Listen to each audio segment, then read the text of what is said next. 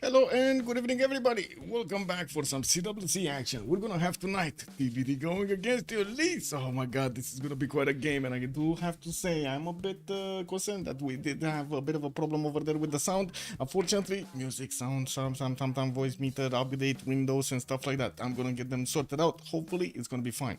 We do have the Civ draft actually displayed for us on the screen here. Let's actually take a look. Yeah, there we go. We do have the map chosen. It is gonna be the 7 Seas. They went for this very quickly. It only took like 30-40 seconds over here for them to go through that map phase.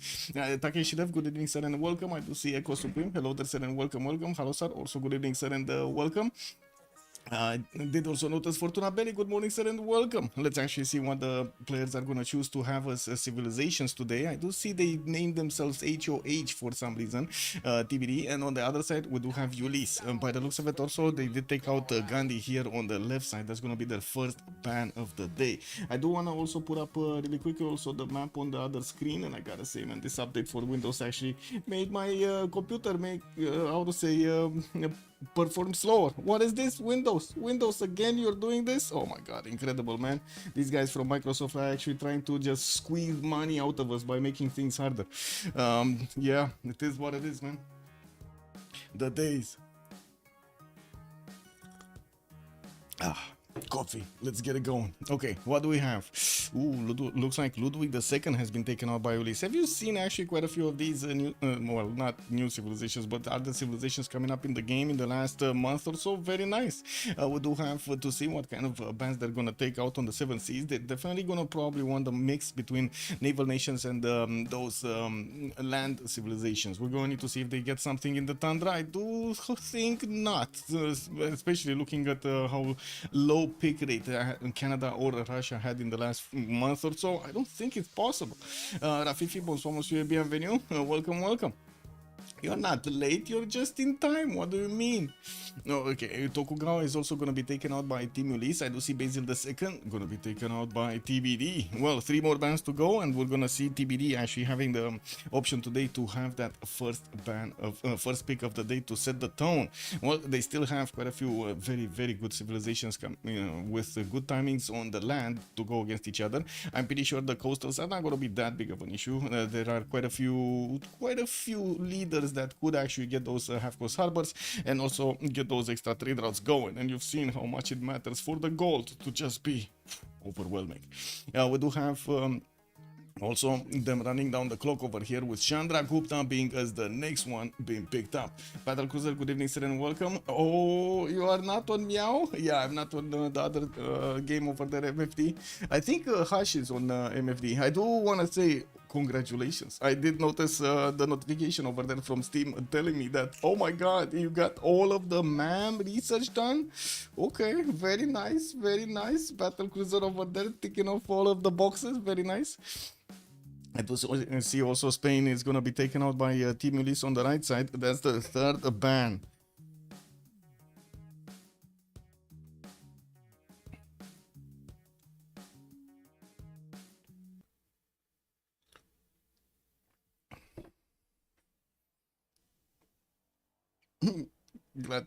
Gladly. Oh, Coupe is also going to be taken out. Okay, well, we've seen him do quite a few splashing games over here, so not surprised. But Engine, though, it's still in over there, and we, as a coastal nation, and I'm pretty sure Genghis Khan with Kublai Mongolia are still in the game. We did see quite a few times, actually, them getting in. Somehow, one of them did manage to get in. We're going to need to see, because this is one of those maps where the K-Shakes would actually be very important. Theodora also going to be taken out on the right side by Team Ulyss, so both Byzantine nations have been taken out. You've seen successfully yesterday how you can actually take away Theodora's bonuses. The no taxes trade yesterday was kind of a killer for their team. Poruki also, bonsoir monsieur, bienvenue. We struggled with traffic lights for trains and quit the game last time. Oh no, what happened with the traffic lights? Did they not work proper or something? Like you couldn't get them on the intersections? Interesting. I mean, I guess you could just not make intersections, no? Just have them parallel moving or something like that. I didn't actually get that much time to keep adding stuff over there to the factory, but I was thinking, oh my god, I should actually do it. I should actually do it. I was thinking the last few days, come on, man, need to get that going. Let me actually get my remote for the AC, because oh my, it's starting to be hot in here. Really hot.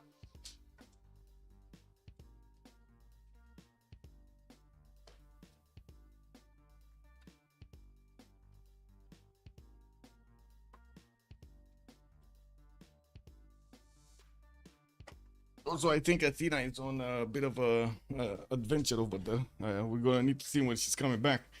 Ulyss was on a single train and he wrote the workers in chat. That's a good question. Yeah, do we have anybody from the railway to actually know what's going on over there? Fixed our problems in satisfactory. Oh, I do see also Norway has been taken out. That's gonna be Conge Persona, the one with the long ships, and on the other side, Mapuche is gonna be taking the axe from Team Ulyss.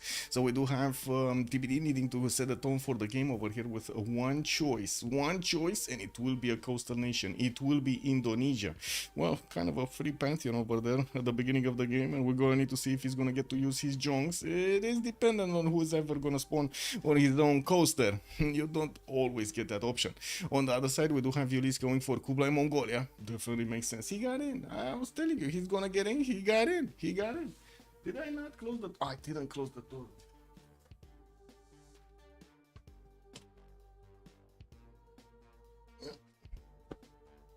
Boom.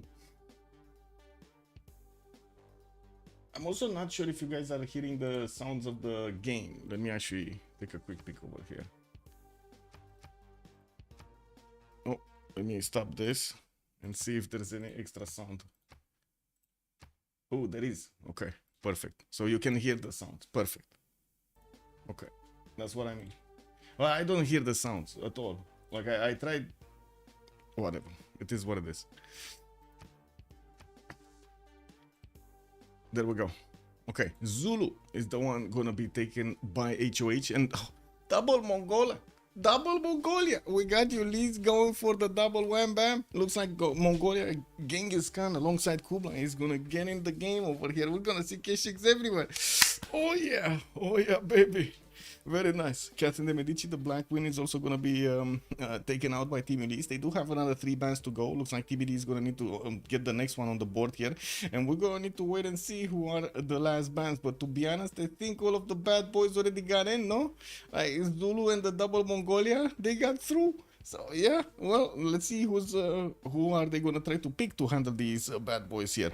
We still have Gilgamesh, Cyrus, Nader Shah, Alexander. We got Hungary, we got Ethiopia, Montezuma. There are quite a few civilizations that I'm pretty sure they're gonna rise to the challenge. The question is, who are they gonna pick? Simon Bolivar also. Uzetian. Yeah, Tomaris, Scythia, yeah, we're not forgetting Tomaris. And you've seen Sejong actually simming a few days ago. We thought it's gonna be slow.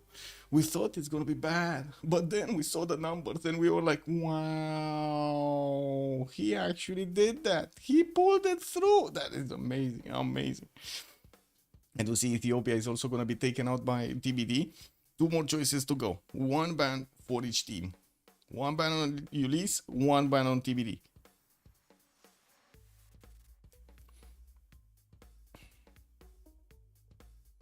What is it gonna be? What is it gonna be?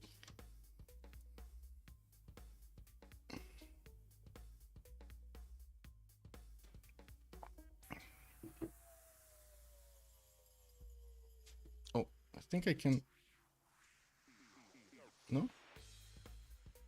No, doesn't work. Okay.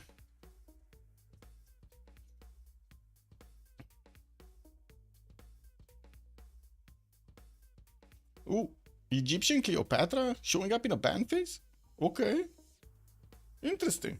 Interesting. Honestly, I was thinking they're gonna take out Scythia, Age of Steam or something. Something like that over there, you know, and neither Shah. I was thinking they're gonna take those bad boys out. But no, they took out Cleopatra Egyptian. Cleopatra Ptolemy.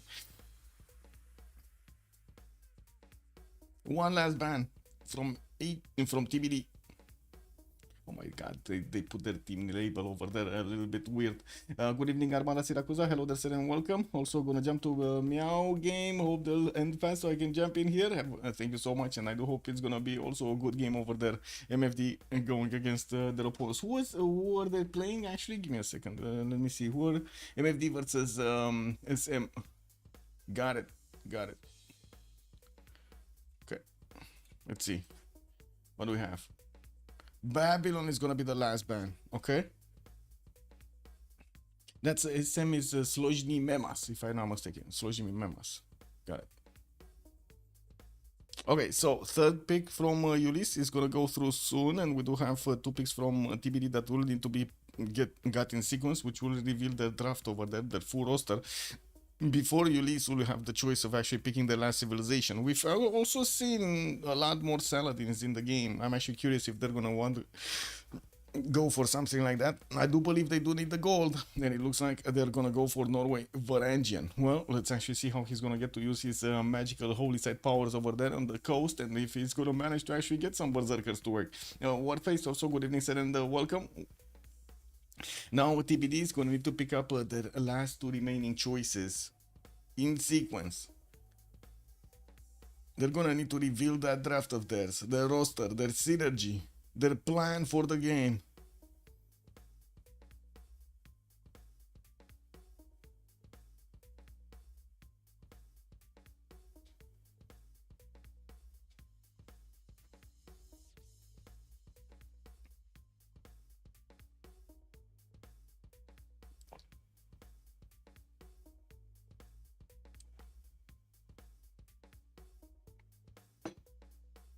Uzetian. Uzetian.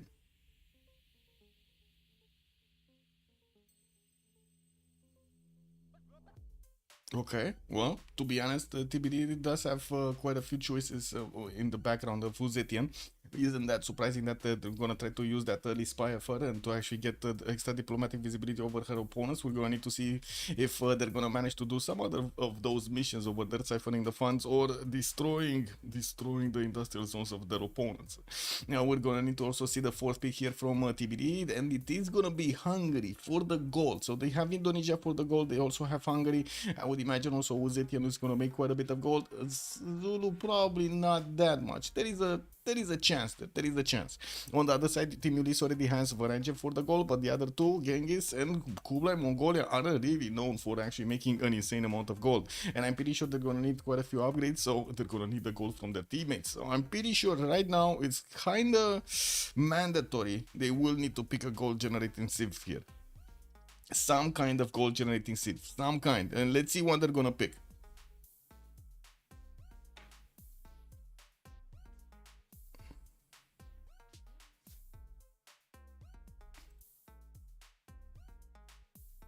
Ooh. And it is gonna be Salad. Oh my god.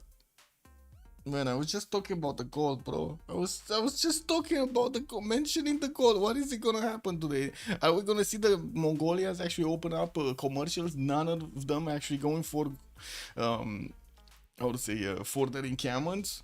Is this what's gonna happen over here? Oh my god. Okay. Well, that's gonna be interesting. What can I say? That is gonna be interesting.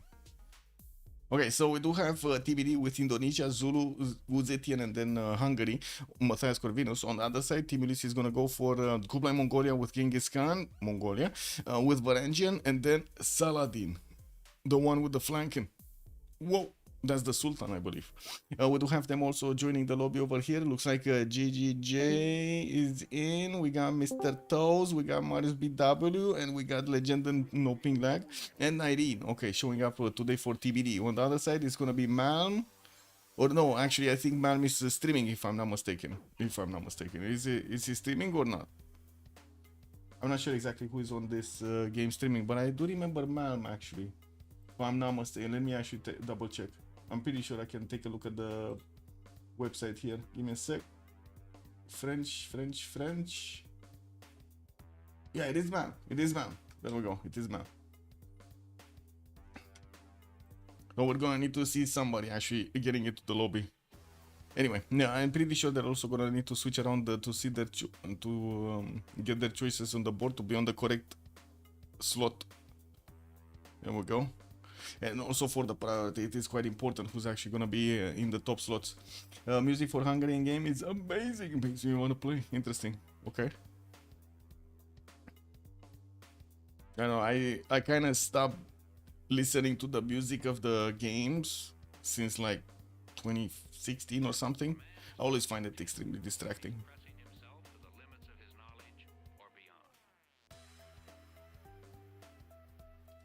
And it also is quite a problem with the copyrights. There are quite a few, like, I would say, songs in Civ that have been copyrighted. So basically, whenever you try to put that content on YouTube, if you, how to say, you might get caught by YouTube for using that sound, and it mutes or does bad things to your YouTube channel. Not good, not good. I would prefer not having any music. There are actually games that I know that are being designed with the button to have no copyrighted music. Satisfactory is one of them, actually. Yeah, I think there was, who was it? Don't remember who. The guy who made that song from before. I have no idea how it's called or whatever. The guy the composer from Civ6. I don't know if he's doing Civ7 also, but he registered some songs at some point, and unfortunately those get caught in the copyright.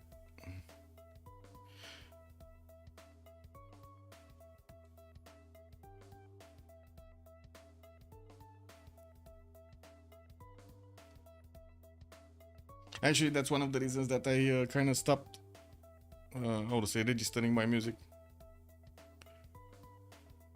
It is what it is. Nowadays, music is kind of whatever anyway.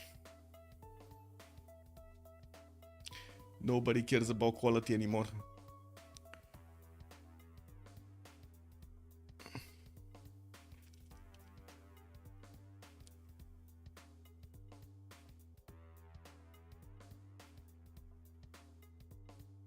Okay, so Naidid is gonna take the top slot. We do have the story on Genghis Khan. Rob Norman is gonna go for Kublai Khan, Mongolia. JGJ on Matthias Corvinus. We got Alexis Crampon Saladin Sultan. Mr. Toes on Guitarja. Marius BW on Uzetian. And then Liege is gonna come out with Harald Hardrad Varangian.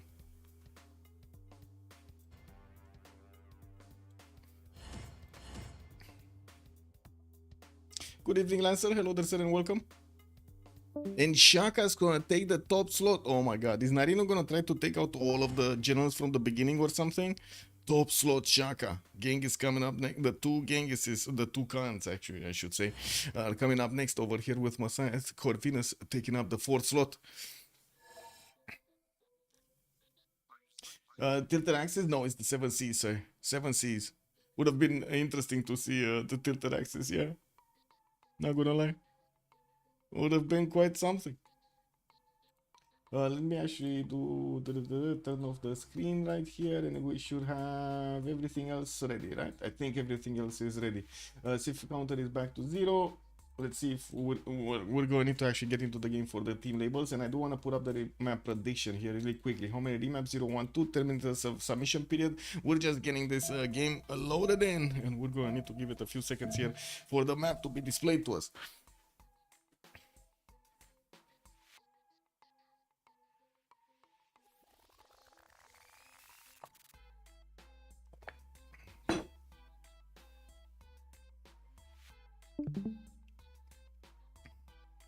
Lako, good evening, sir, and welcome. Uzetian, what does it do? It does have an extra spy over there. We're gonna read immediately so you can see it. Also, Bordanian, good evening, sir.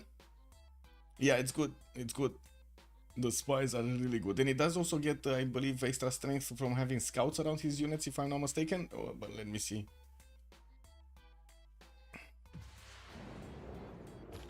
Okay, So I guess we're gonna take a look over there first on Ulyss, so we get this out of the way. Let me actually put it up. So receives a free spy after discovering civil service, so not that far away. Can purchase the spies with faith. All offensive spies operated one level higher, much better.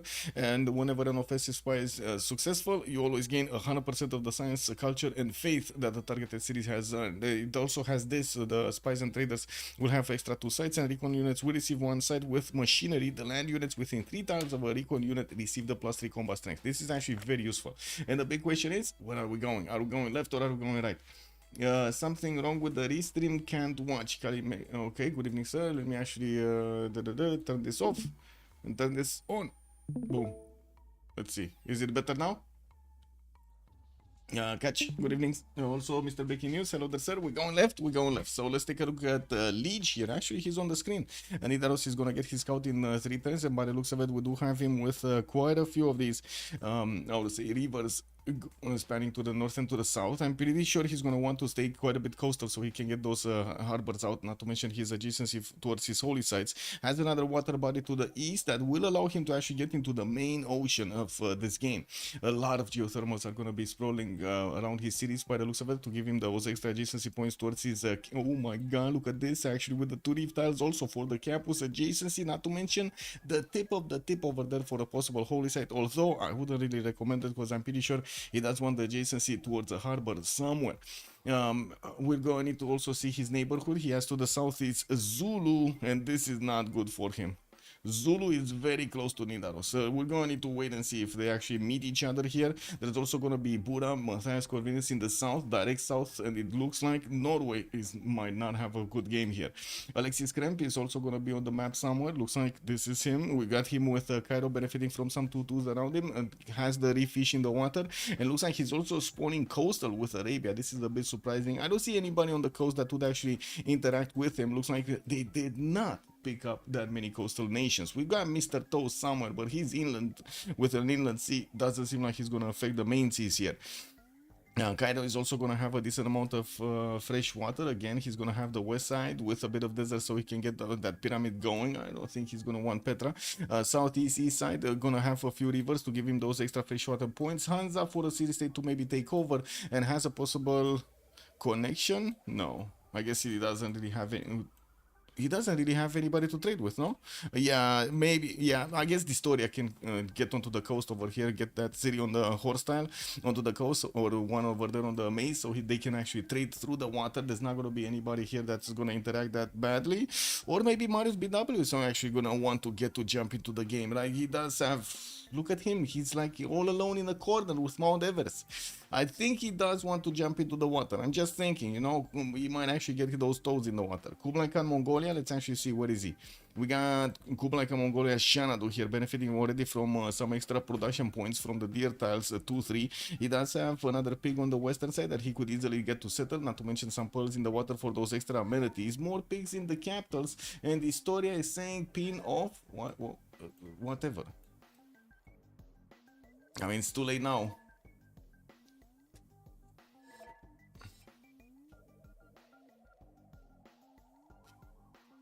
Not sure what the pause. Anyway, nobody's spinning spaceports from the beginning, so it is what it is.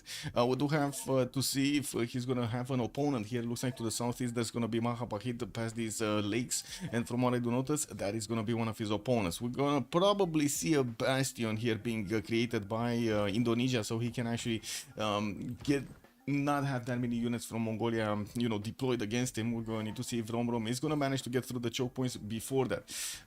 Also,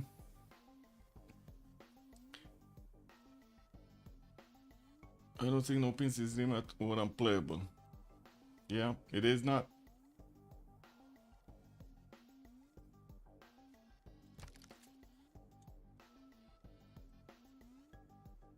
Let me actually take a quick peek on the if there is actually something specific in the rules. I don't remember anything specific in the rules about pins, but we'll see.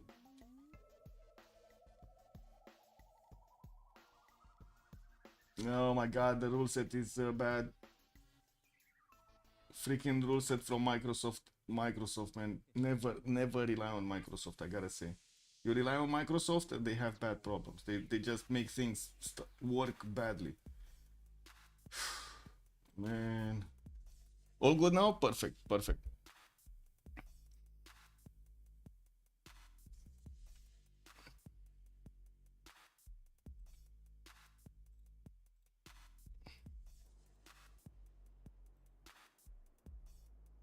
What are they doing?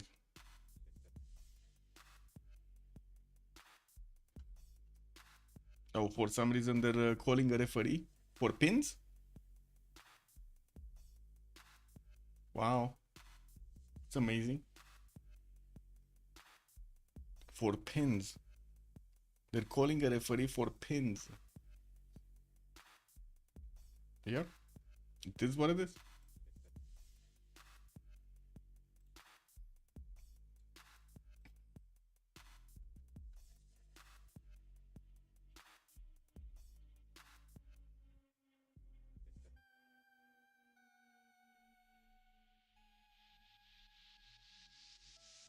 Oh. Just realized. I need to put somebody... Well, until they fix this, we're probably gonna need to wait anyway.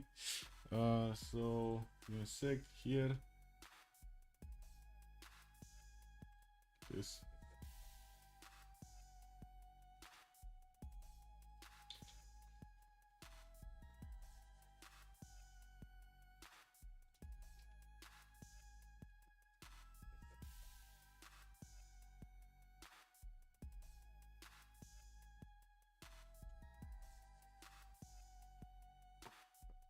Okay.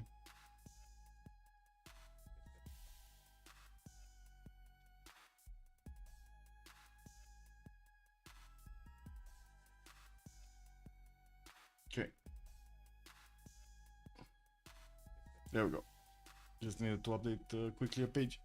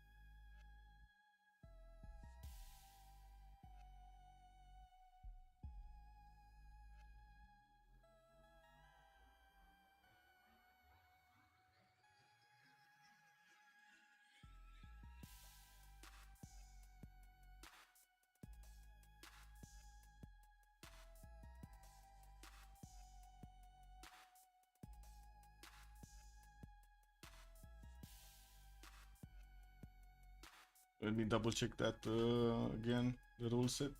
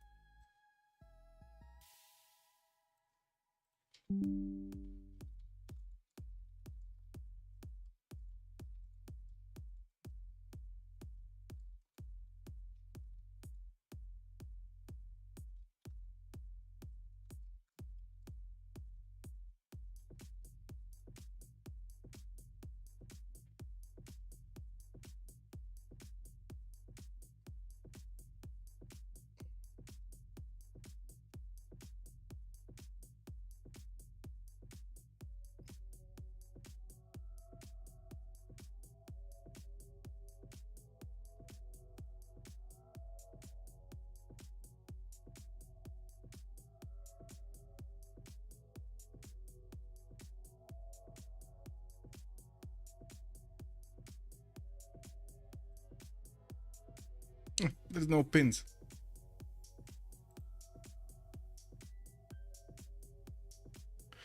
No pins required. Off or on, actually.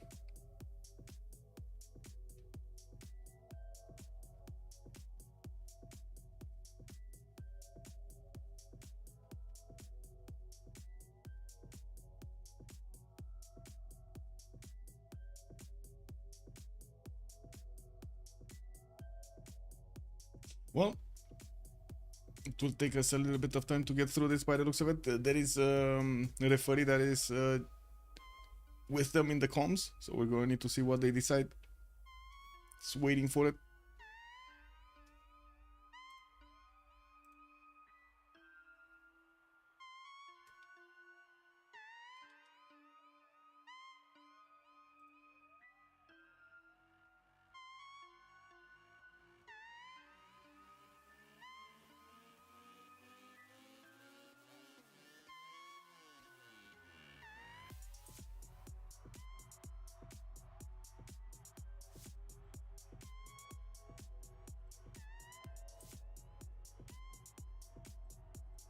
What are the other words?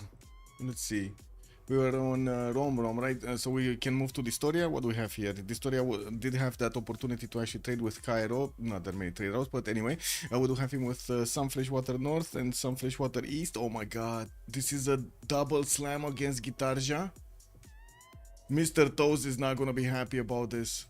He has Kublai to the north and then Genghis to the west. And he's gonna have also Hungary. Hungary is actually his ally. That's fine. Hungary is fine. Okay. So I guess we do have from both sides actually the coastals that can be attacked over here. On one side it's gonna be Liege that can be attacked by Zulu and by Hungary, and on the other side we do have Mahapahit, which is gonna be available to attack by Mongolians. Both Mongolians. Well, I guess Rom and Distoria are gonna be eating some Indonesian specialties by tonight.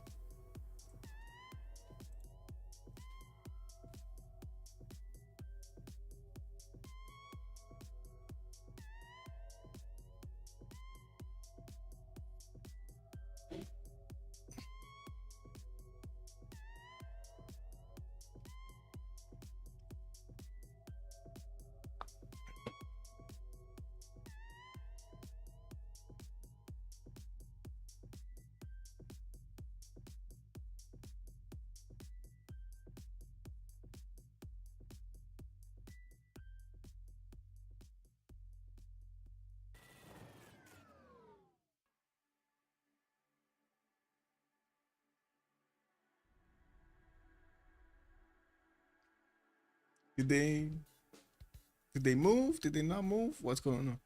This is what it is. Oh well.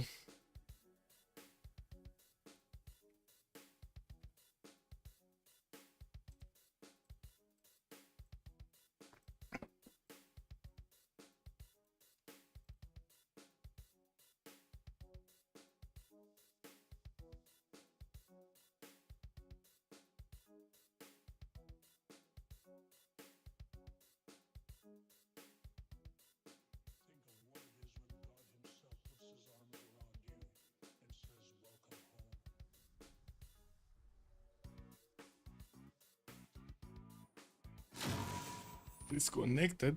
Why disconnect?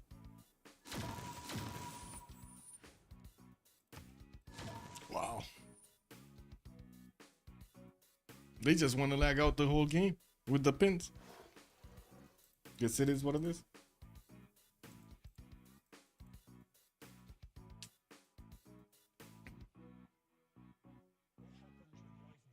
New lobby, new map?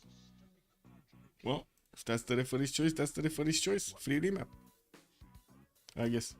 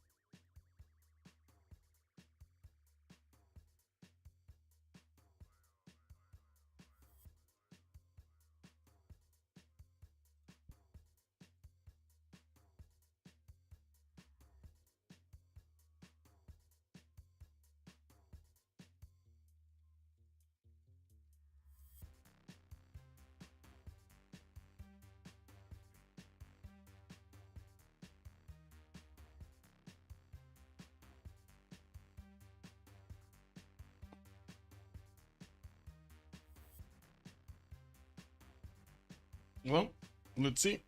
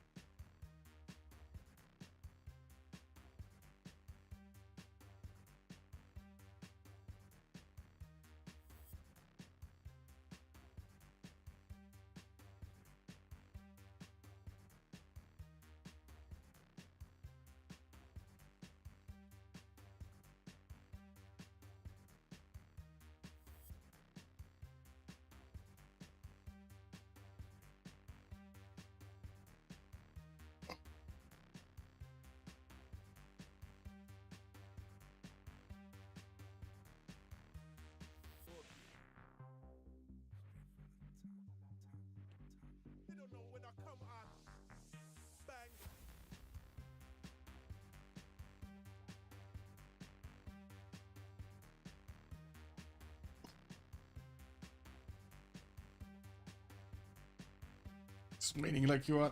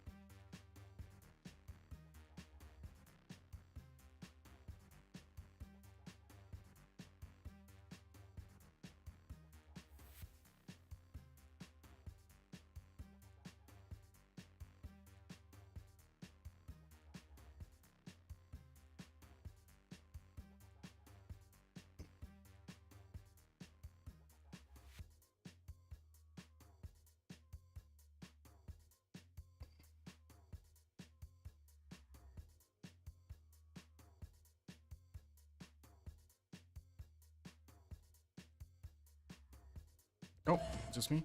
Oh my god, sorry. I hope I don't have any 0ms. No, it's fine. Okay, we're getting this going.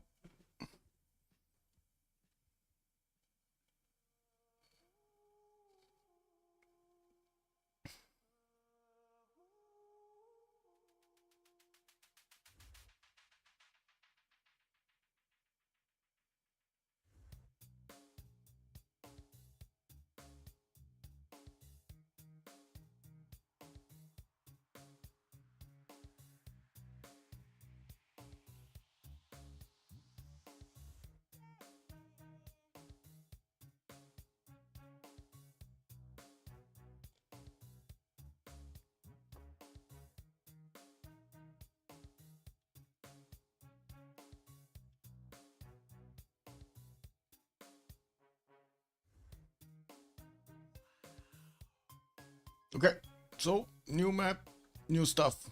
What do we have here? We're going left or right? We're going left or right, chat. Where are we going?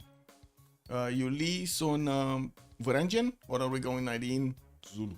Which one? Which one?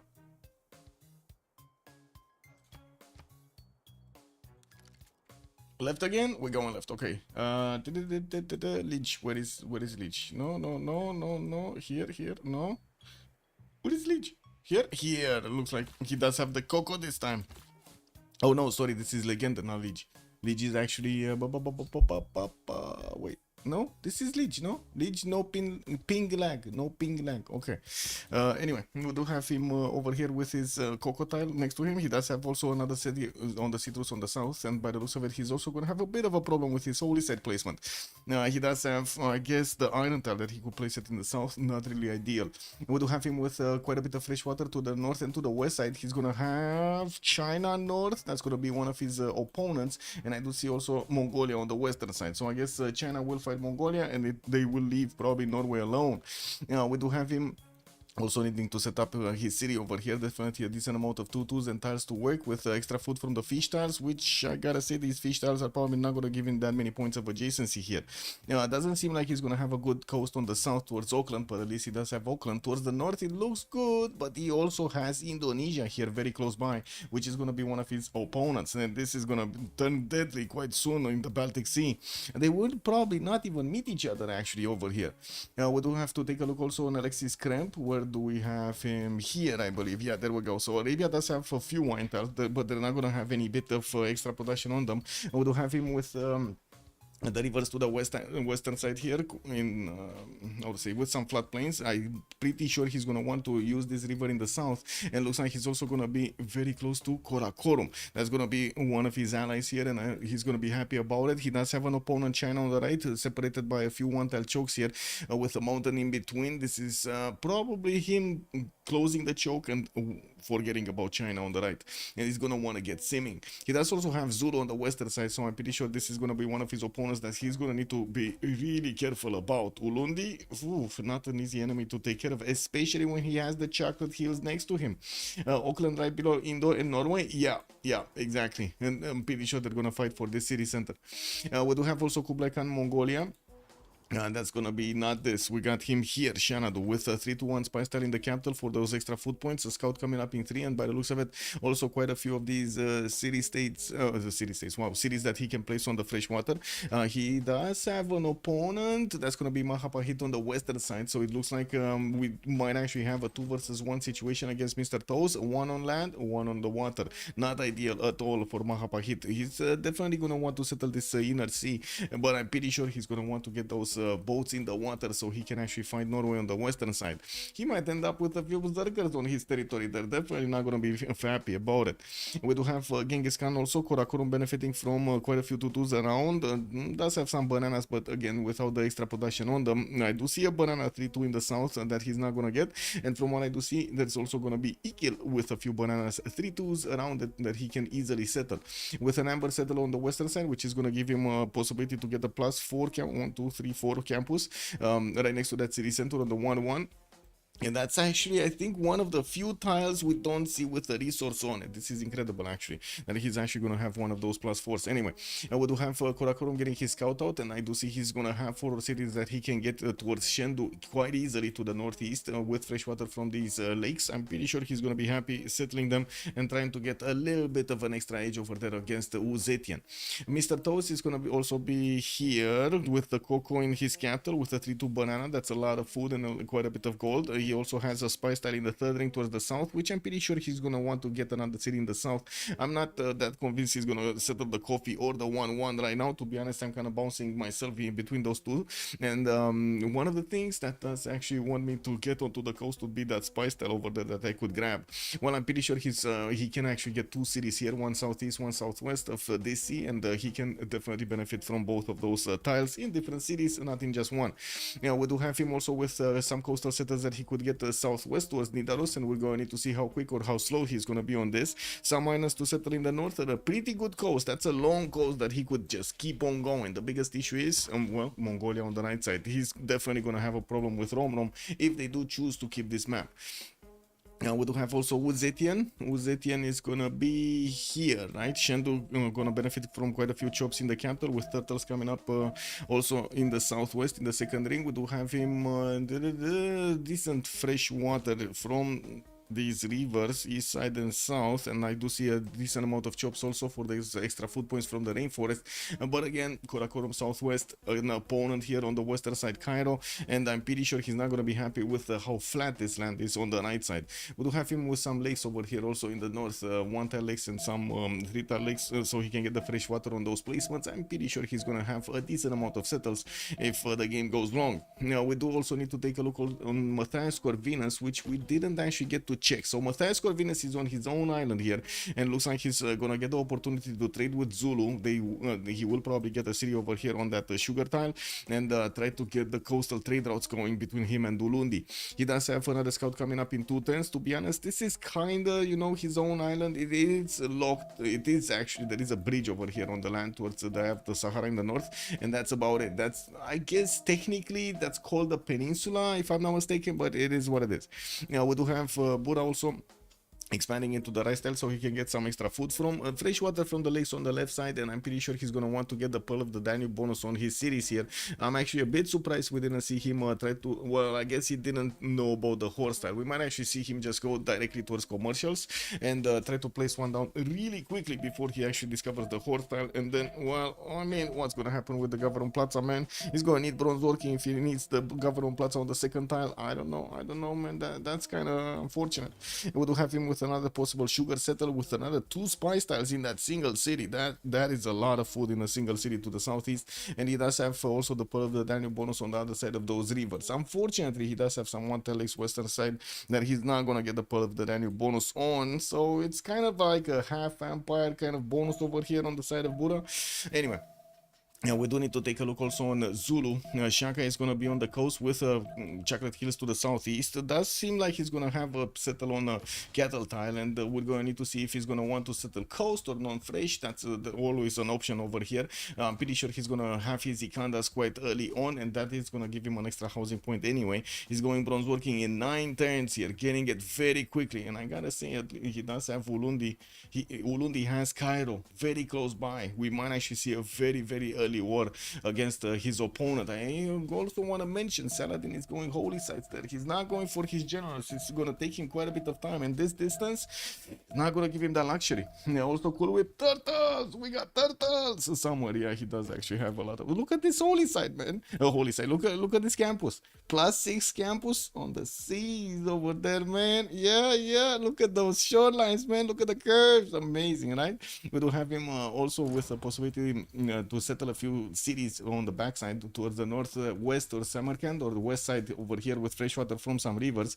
I'm gonna have some dice tiles, but I guess he's not gonna have the extra points on them. Not gonna be happy about it. I do have to say, it looks like Arabia is gonna figure out Zulu is here quite early on, and from what I do see, Zulu is already sending both of his scouts actually right side, because he did send his warrior first on the west, and he knows. No, that's a +9 campus for Indo. Yeah, but Indo is very far away. Right? Indo is very far away from it. And I do see Indonesia did pick up religious settlements as a pantheon. He's not going to have those extra points on the coast over here on his resources. We're going to see who's going to pick up God of the Sea. We actually did get quite a bit too fast on this. Looks like it was slow. They moved slowly. We were either too fast or they kind of moved slowly here. We do have Mongolia meeting China. Varangian will know about this. Okay, Mahapahit. Did anybody meet Indonesia? I don't see anybody meeting Indonesia. We do have also China starting to get towards the north, but he's not going to see Arabia here. We do have Arabia being spotted by Zulu, by Nairin. He doesn't know exactly his spawn, but he does know that he's not southeast, and he's gonna see the loyalty over here somewhere. Well, we'll turn 10, and I'm pretty sure they're gonna get their award declared so they can see the extra loyalty. I'm also pretty sure we're gonna have the pause in just a few seconds so they can get those remap votes going.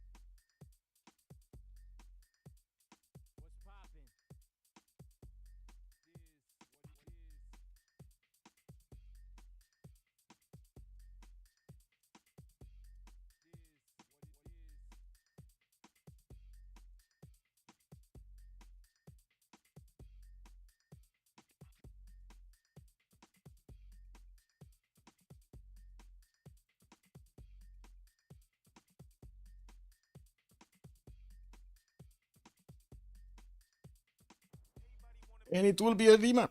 Looks like Ulyss is gonna choose to get this out. Okay, well, just give it a few seconds here. Whoa. And I do need to put up the team labels. That's gonna be Ulyss left side and TBD on the right.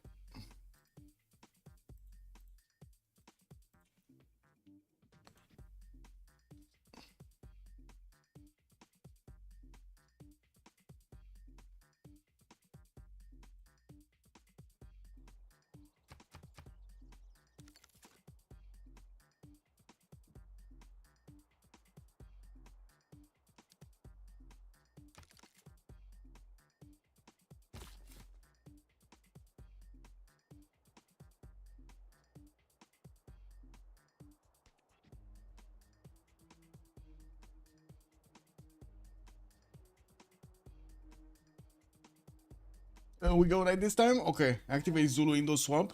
Okay, let's see what do we have here. 19 is gonna be the first one that we're gonna need to take a look at. Okay, where is he? Here, and it looks like he's gonna have Mongolia, but that is quite far away. Does he actually have anybody to go against? Oh my God, nobody else to go against.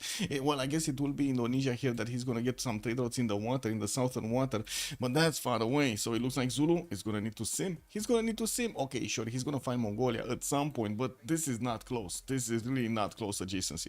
We do have 19 with a river spanning to the western side, and I gotta say, if he doesn't actually move somewhere, he's not gonna get to place a freshwater city to the southwest. He's gonna need to go non-fresh and then aqueduct later. Well, I guess he does have some bananas, and he's gonna go again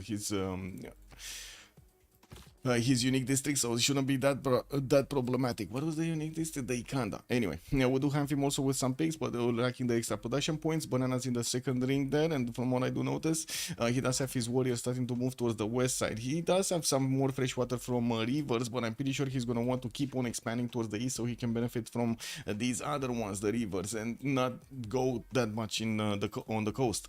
We do need to also take a look at Matthias Venus, which is going to be very close to Nidaros, and by the looks of it, he's also going to have this time around actually 4 times for his Pearl of the Danube bonus.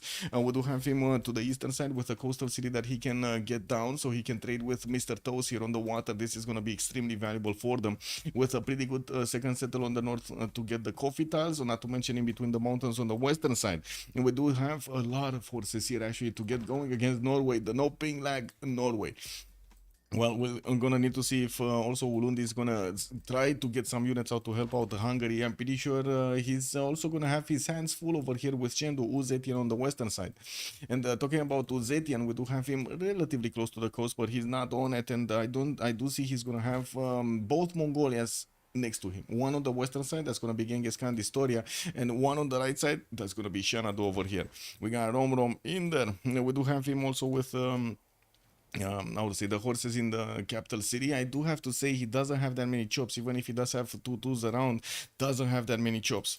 We will see him definitely develop cities on this river towards the southwest, which again is going to expose him to attacks from Karakorum. While I do see he has some rivers to the northeast, doesn't seem like he's going to get to place more than like maybe 3 cities, and that's going to be clumped up cities over here. Yeah, I'm not even sure if he can actually fit 3, right? It's 1 here, or he can go coastal with 1 and then get 1 here and then get another 1 here, and that's going to be 3. And then we will need to see if he's actually gonna, be courageous enough to go past these mountains that will be directly in the face of Kublai Mongolia. Definitely not gonna be an easy choice for him to make. Gitarja is gonna be on the coast. We got Mahapahit here with his 2-2 base, also with some turtles on the western side. Gonna have his 2-2s around, and from what I do notice, he's also gonna have, I would say, quite a bit of fresh water from these lakes, so he can get going. Some cities on this coast, not bad. From what I do also see, he didn't pick up a Pantheon yet. We're just gonna see him in a few turns here getting it. He does have a 2 faith a turn. We also have him with the freshwater rivers on the eastern side, even though I'm pretty sure he's gonna want to stay coastal. He does have 1, 2, 3 at least cities that he's gonna get with fresh water, and possibly in the north that of course he does have the lakes. That's not gonna be an issue for him to get going, especially a 2-3-1 wine tile over there that's gonna give him those extra production points. Mr. Toes is gonna have trade routes with Hungary to the southwest, and I would imagine he's also gonna want to get a city in the on the coast on the eastern side, so he can actually trade with Zulu with 19. We also do need to move towards Genghis Khan, which is gonna be here, east side of Zulu, not close, not far away. And I gotta say, Ulundi did move. He did move. He did move very nice. That means he's gonna get this awesome city over here on the bananas with the fresh water. And since yesterday somebody did ask if there is a reason for somebody to move. Well, there it is. There it is. This is one of the reasons for somebody to move. One turn. We do have another settler coming up in 4 from Karakorum, 3 to Bananas coming up there, and from what I do see, Mongolia is going to start getting his cities out soon. We do have him with fresh water from the rivers towards the south, and what I do notice, he's also going to have a very good river network, a much better river network than what Zulu has over here on the western side, or what Shendu Uzetian had on the east. We're also going to need to see him get his encampments down if he's going to go quickly for encampments. This is something that we're going to see in the next few turns. He did manage to get mining, or is going mining right now with 4 turns to discover it, or I guess he does need to switch his tech over there. I don't know. I don't know. Also, that's a plan. Activate Zulu in the right this time. Yeah, the actual 7 Seas map. Yeah, we do have quite a few water bodies for them to actually benefit from. Rom is over here on the right side of Uzetian. On the other side, he's gonna figure out where China is soon. Marius BW is trying to get a scout in between those mountains, and will also scout out this warrior of Mongolia. While I do notice Rom, whoa, Liege actually, sorry, Liege just met Hungary, and of course Hungary is also gonna know how close his opponent is. We're going to see if he's actually gonna get going against him at the close, what I should say, at an early timing or not. We do see also Rom here. Xanadu is going to have a decent amount of rivers on the eastern side if he wants to keep expanding there. We do have Indonesia past Hansa, and I'm pretty sure he's going to want at some point to get some attacks going against his opponent there. If not, it's going to be Hungary in the south that's going to take all of the Keshiks. And we do have Xanadu also benefiting from some geothermals, which are going to give him those extra adjacency points towards his campuses. There is a war declaration being sent. Looks like China is going to keep away the Mongolian unit from him. Although I believe that's not it, right? It shouldn't be it. I'm pretty sure they want to take a look at their loyalty pressure. Everybody wants to take a look at their loyalty pressure. But anyway, let's actually keep going. Saladin here gonna get his first holy side down. That's a +3, and from what I do notice, he's also gonna have a campus in between with some adjacency from the reef tiles. Not bad. He's also gonna have the reef fish that's gonna give him the extra food, and as you can see on the scout over there, gonna have an extra city. We do have him with the possibility to trade with Liege. They're on the same water body on the Red Sea. And while I do notice Liege also did place down one of his holy sites coming back to Cairo, we do have him with a decent amount of rivers around him, northwest, south, and southeast, and west side. While he does have Torres del Paine in the south, doesn't look like that's gonna be an awesome wonder. Well, I guess there is a city over there that he can definitely get for an extra 2-3 and then a 5-foot tile. He's probably gonna grow on that 2-4 plains hill and try to make use of it. But I gotta say, this is not the best Torres we've seen. Like, we gotta admit this, right? This is not the best Torres version that we've seen. And I think I actually do need to put my chats in order here. Yes, Victor, good evening, sir, and welcome. Also, Papas, good evening, sir, and welcome on YouTube. Left, if you see it this time, well, we did go left, so it is what it is. We got it, we got it. Yeah, we do have also Mongolia managing to get a builder from somewhere. Did he scout it? He probably popped it from a hut, no? 3 charge builder, yeah, he probably popped it from a hut, because there's no city state that he could have actually stolen it from.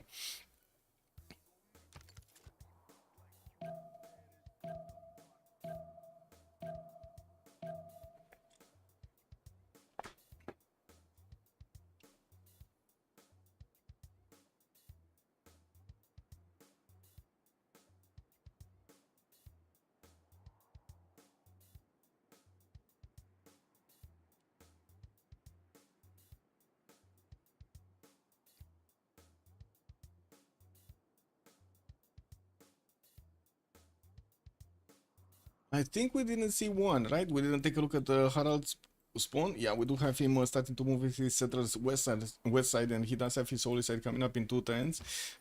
While this is gonna be the map. This is gonna be the map. Whoa. Okay. Well, I guess we're gonna take it the other way around. This is what it is.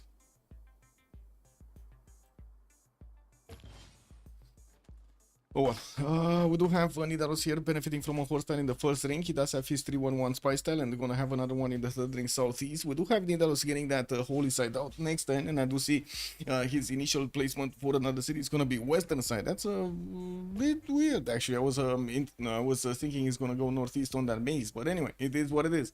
And we do have him starting to move slowly, and from what I do see, he's eyeballing that aluminium tile, trying to fit as many cities around this as possible. I gotta say, this aluminium tile doesn't have, as a city placement, doesn't have that many tiles to work. And we do have also Nidaros benefiting from iron somewhere. That's probably gonna be underneath his holy side. I don't see anywhere else that the iron could actually be, and that's a plain seal, so that should be it. We do have him also with some tiki huts, and from what I do notice, he did push back the Hungarian warrior. That warrior went to the north, and we do have the Norwegian scout cat starting to explore his own north. Oh, that's why he didn't know. He didn't know about this, right? He didn't know about this. That's why he actually went somewhere else. We do have also Saladin Sultan. That's going to be on the same coast as Nidaros, and as you can see, Cairo is also finishing up his holy site in 3. Gonna get that first city to the southwest. That's going to be next to some spy styles, and of course getting it closer to Torres del Paine, which is going to give him those extra food points. Not a lot of chops, but definitely the extra food and the production is going to be welcome for him. We do have him also with that amazing settle northwest, actually, for the extra spices and the bananas. While I do see his iron tile is going to be first ring from Cairo. He does also have some horses in the second ring here. Quite easy to improve and acquire his resources. We will need to see what kind of religion is he gonna get, and we will also need to see if he's gonna want to just keep on simming. I think this is just free simming Sultan. Not sure if it's the best thing, but I guess we're gonna need to see a lot of signs coming around from this bad boy. We also do see Kublai Khan Mongolia. Shanadu is gonna get that settled to the southwest. Already some of these Hungarian scouts are looking very angrily against that scout, or at that scout. Shanadu is gonna get his another settler in 510s, and he does have places for these settlements on the right side and to the north on the river. Now we do have him expanding south first, and that is going to be very close to Hungary, and by the looks of it, Rome is going to pick up the flag of going against Hungary, maybe with a little bit of Norway help, although I'm pretty sure Liege is going to try to get the gold actually, and not flex around his military muscles anywhere. And we do also have Distoria here with 2 cities already. Ulaanbaatar got placed on the southwest, where he did have a 3-charge builder ready to start improving stuff. He got one of those wheat tiles improved and got his irrigation boost. We do have him with the 3rd city coming up soon, and he does have another amenity setter on the right side, the honey tile. Actually, I'm not sure if that's a good thing to get on the honey tile, because again, you actually block yourself from another city on the same river if you go on that particular tile. Well, there's a decent amount of fresh water from these rivers and the lakes towards the western side and towards the north, and from what I do notice, he did see where Zulu is western side. He probably didn't get to his cities, but he did notice how to say, the loyalty. He started to notice the loyalty. Oh my god, he actually did not start to notice. Well, I guess he's not noticing it, and he knows he's not that close. That's also hello, my game. My game just froze. Hello, Keyboard. Good evening, sir. My game just froze. Lol. Man. Give me a second. Is it only my game? Oh my god, man.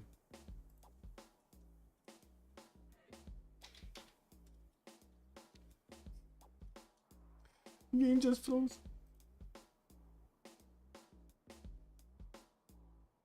Yeah, it is just my game. What is this, man?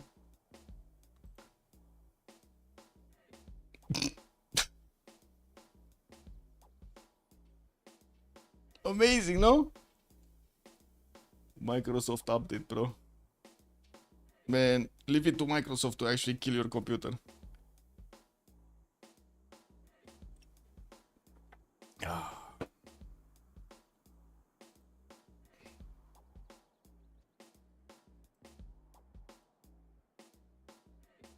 I guess I'm gonna need to close the program.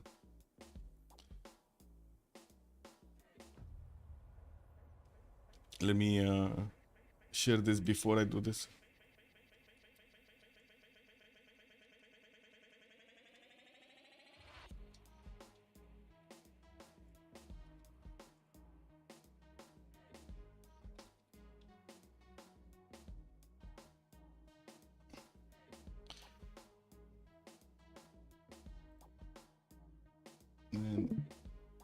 Man.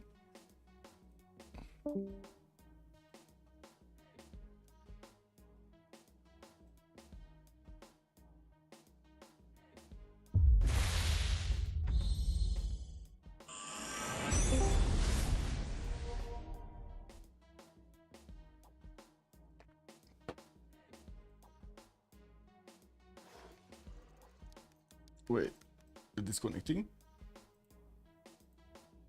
Oh.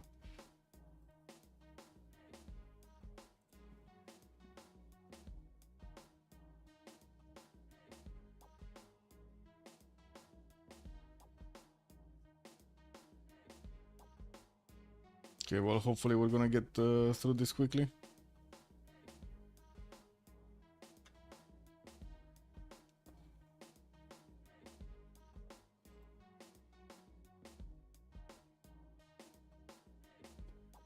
I don't want to double check something.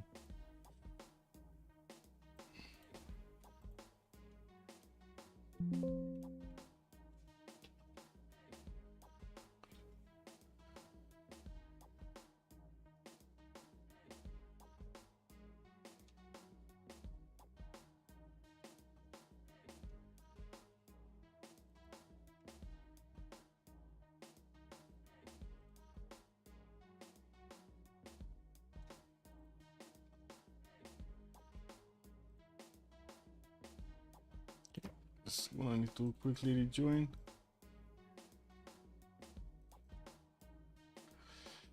Does Mr. Toast have a god spawn? I wouldn't really say it's a god spawn, to be honest. It's good, but not really a god spawn.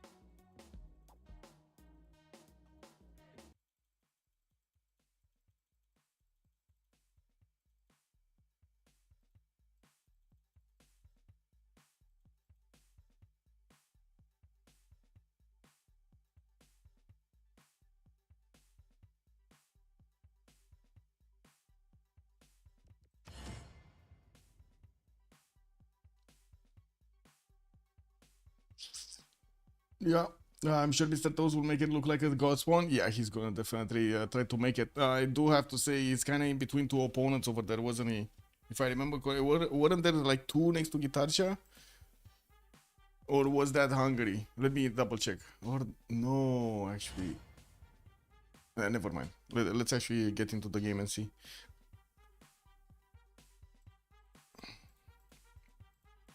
I was checking the pins from the...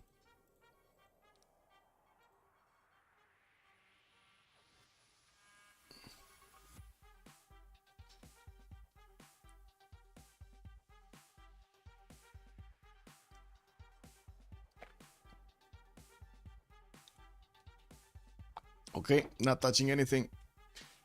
Not touching. 0, no, 1. Echo Supreme, we had 1 remap. Ulyss actually used the remap token. TBD chose not to use the remap token. I didn't finish the prediction and I don't want to click right now, but I'm gonna do it. I'm gonna do it, Echo Supreme. I'm gonna click buttons as soon as I can. Okay, well, hopefully at the moment we didn't double load.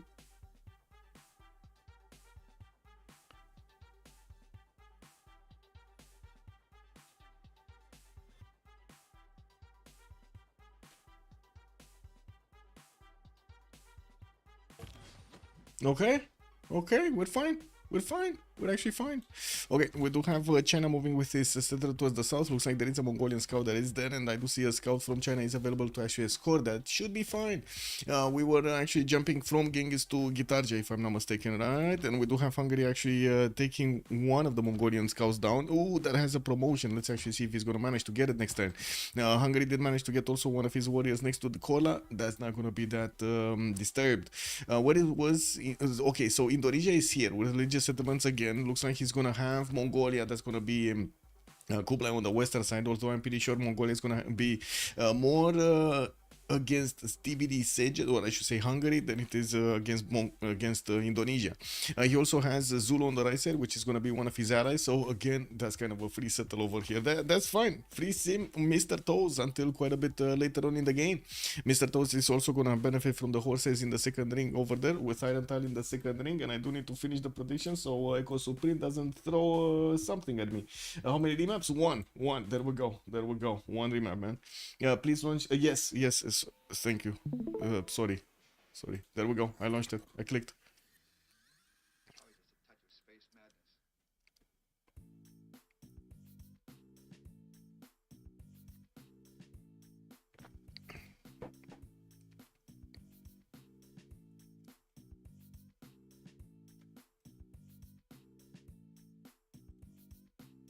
Works? Kachika, works? Does the stream work? I mean, on my end it says it works, but I don't know if it's fine. It's fine? It's all good? If anybody sees, please let me know. We do have a trader coming up from Surabaya to connect to Mahapahit. Mr. Toes is gonna get his third city towards the south by the looks of it, and I do see him scouting with a wanted charge builder to see what's up there. He does have still one of those sticky huts that he could take, and I do see a wine settle on the right side that is also gonna have so many chops that did manage to grab a builder from Mogadishu. That's gonna be a 3 charge builder that is gonna get back in Surabaya for him to get all of those beautiful improvements. Marius BW with Uzetian is already getting a little bit phased out here. We do have Marius. Actually, wait a second. Is he threading the needle against Historia? Is he? Wow, Marius BW is so confident that his settler is actually gonna get away from this. Whoa. I'm actually so surprised we didn't have him send his settler on the 2-1 instead of over here on the 3-1 Citrus. I guess we're going to need to see next turn. I'm pretty sure there's going to be a lot of clicking being done by the Historia, and on the other side we're going to have a lot of shift entering being done by Marius BW. And let me also put up the prediction for who will have the first city being taken over, who will conquer the first city. It's going to be Ulyss on one side and TBD on the other. There we go. Submission period for 15 minutes. You can get the points in. And yeah, there we go. The shift enter actually went through, and Marius BW did actually save his settler here. Also, we do have him getting a slinger out from Chengdu to try to get some extra defense against the Mongolia scouts, and also allow his improvements to be done here. He has a builder from Longxi, while he also has a tobacco tile in that city center, so he can get those extra faith points going. Looks like he didn't actually choose to go onto the coast, maybe with another city later on. He's gonna need to definitely set up a defense against 2 opponents on the western side, Karakorum Mongolia, or on the eastern side, the other Mongolia. Rom here.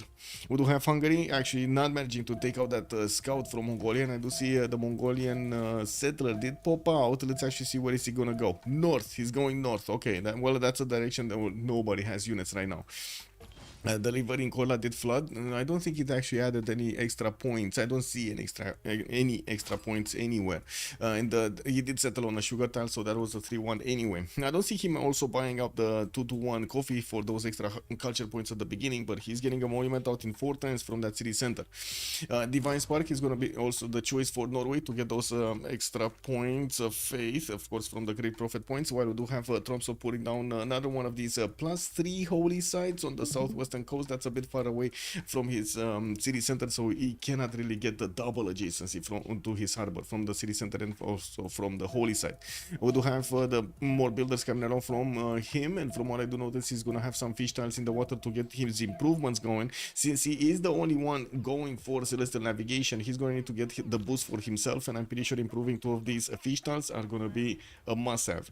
We do have him with horses in the capital in the first ring, and yeah, we do see his scouts are trying to fend off the Hungarian units that are coming around him. Well, we do have Hungary here with staying on 2 cities. Oh no, never mind. He actually did get the third one, but it was it's green over green, so you know, it is what it is. We do have Hungary that is gonna get to settle on the geothermal fissure on the eastern side with the extra food from the river.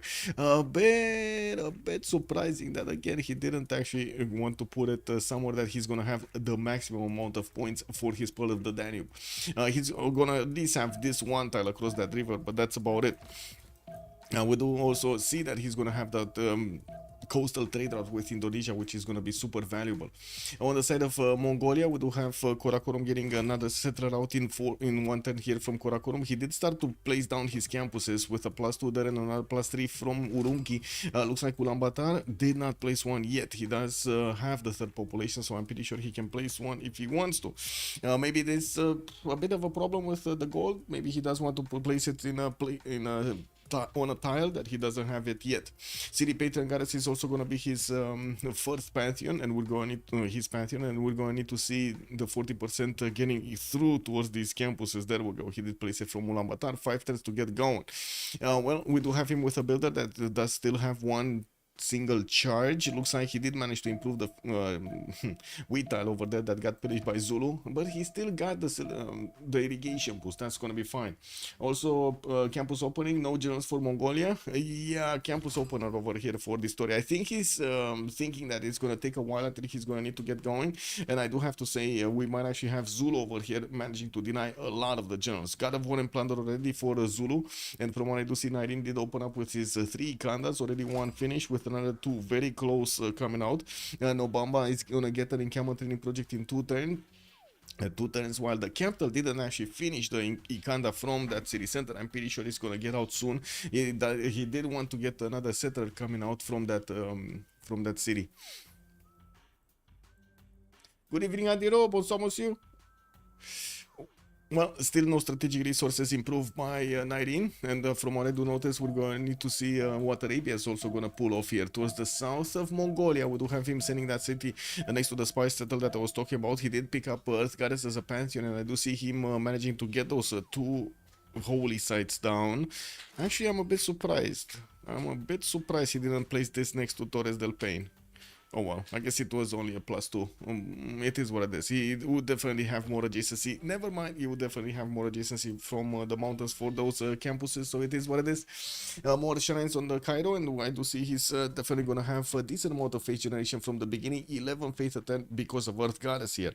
Looking at Norway, we did have him with Divine Spark. He's getting his builder upgrades. Going to build the first fish tile, going to get that second one improved, and from what I do see, he did set a Sarsborg over there on the river on a 2-2 base, not on the main style. He is gonna get his deer improved here, or chopped, whatever it is. We might see it getting chopped because, you know, the fish style over there for his campus adjacency. We don't have him with an extra holy site coming out from Sarpsborg, which is a bit surprising. Okay, there we go. He did place it down next to the coast. It's only gonna be a +2, no, +3. It is a +3 with the 2 forest tiles because, you know, deer actually has forest on it. Very nice. We also do notice the Hungarian warrior did want to get out of here. Mongolia did manage to attack into it quite a few times. He left his scout in between all of these nasty units of Mongolia, and you do see Romrom is not taking any prisoners. He took those down really quickly. With the campus opener on Mongolia, again, this is going to be quite an issue since we do have China managing to get his 2 encampments down, and we do have also Zulu managing to get his 2 encampments down with already 17 great general points. He did finish one of those projects. It does seem like we might not have Mongolia actually, because there are 2 of them managing to get their holy sites done, but their generals done. Oh my god. But the thing is, they will try to get to the Kesheks as quickly as possible, and that's one of the reasons they're going for the campus openers over here. They might end up getting the generals from the medieval stage of the game, and we're going to need to see if Zulu is going to manage to actually take some of those with him. We do have Hungary also placing down his commercials. He did get all of them actually with the Pearl of the Danube bonus, and from what I do notice, he has quite a few chops, not to mention a pretty good Temple of Artemis, if I'm not mistaken, if he actually doesn't chop the deer tile. Anyway, that's a 1, 2, 3, 4 possible. Actually, you didn't get it from the plantations also, right? It's not only the, if I remember correctly, Temple of Artemis. We do have him with the plantations also. So we got, oh my god, we got so many of them. 1, 2, 3, 4, 5, 6, 7 amenities over here. Not bad at all. Not to mention some more in the north for the city of Sejet. Well, we do have him hunting down one of the Norwegian scouts with his slinger, and it looks like he threw a lot of rocks. That scout started running. We did have also Hungary managing to get quite close up and personal with the Norwegian cities. He wants to see what's going on here, and I do see at the moment there is a trader that needs to establish somewhere a connection with someone. And Liege over here, let's see where is he gonna go.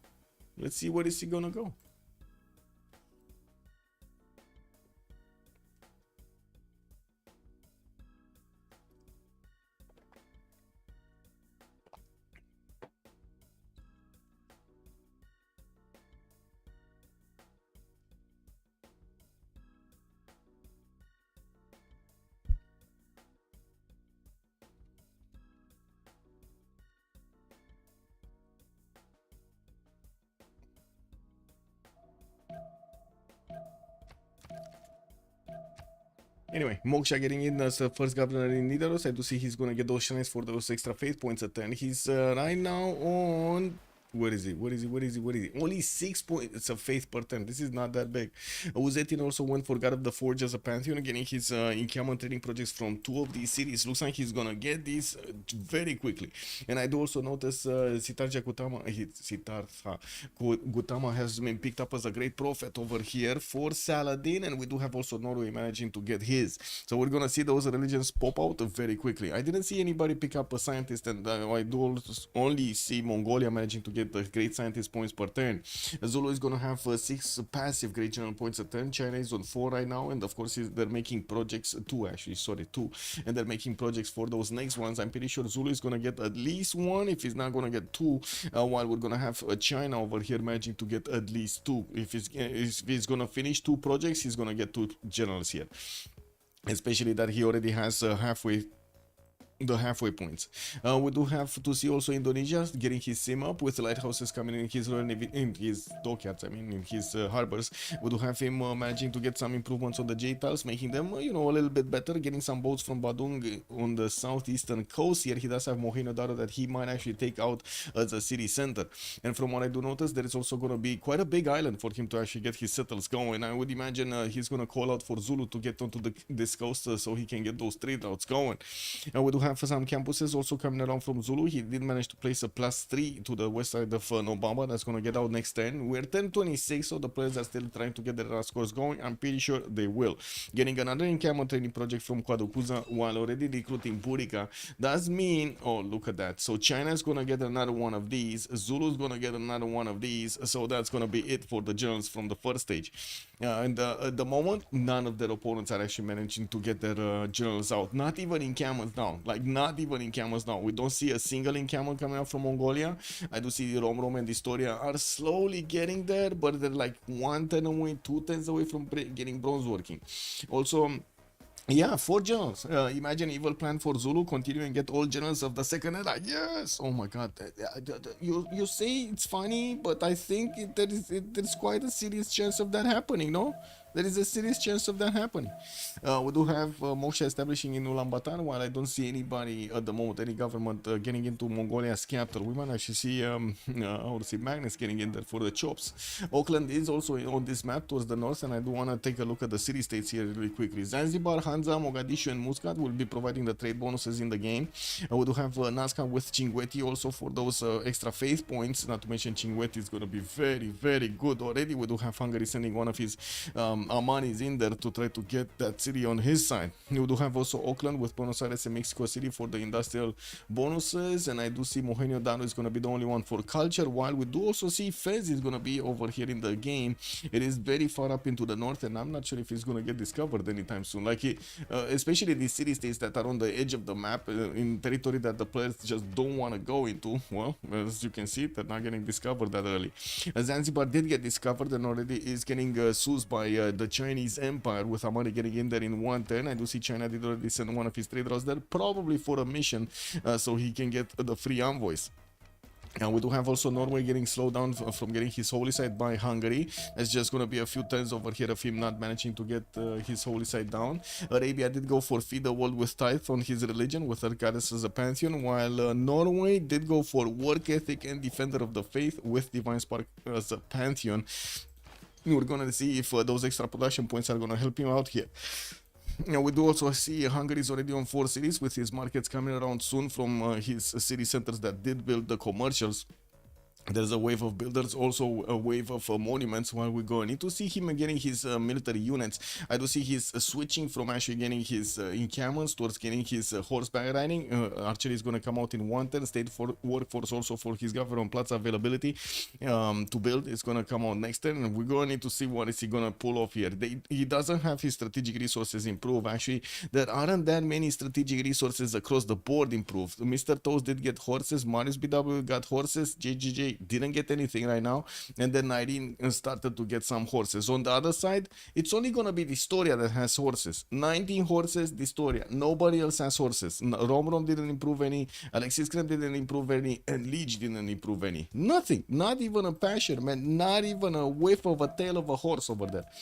Hungary also Armani. He doesn't have another governor.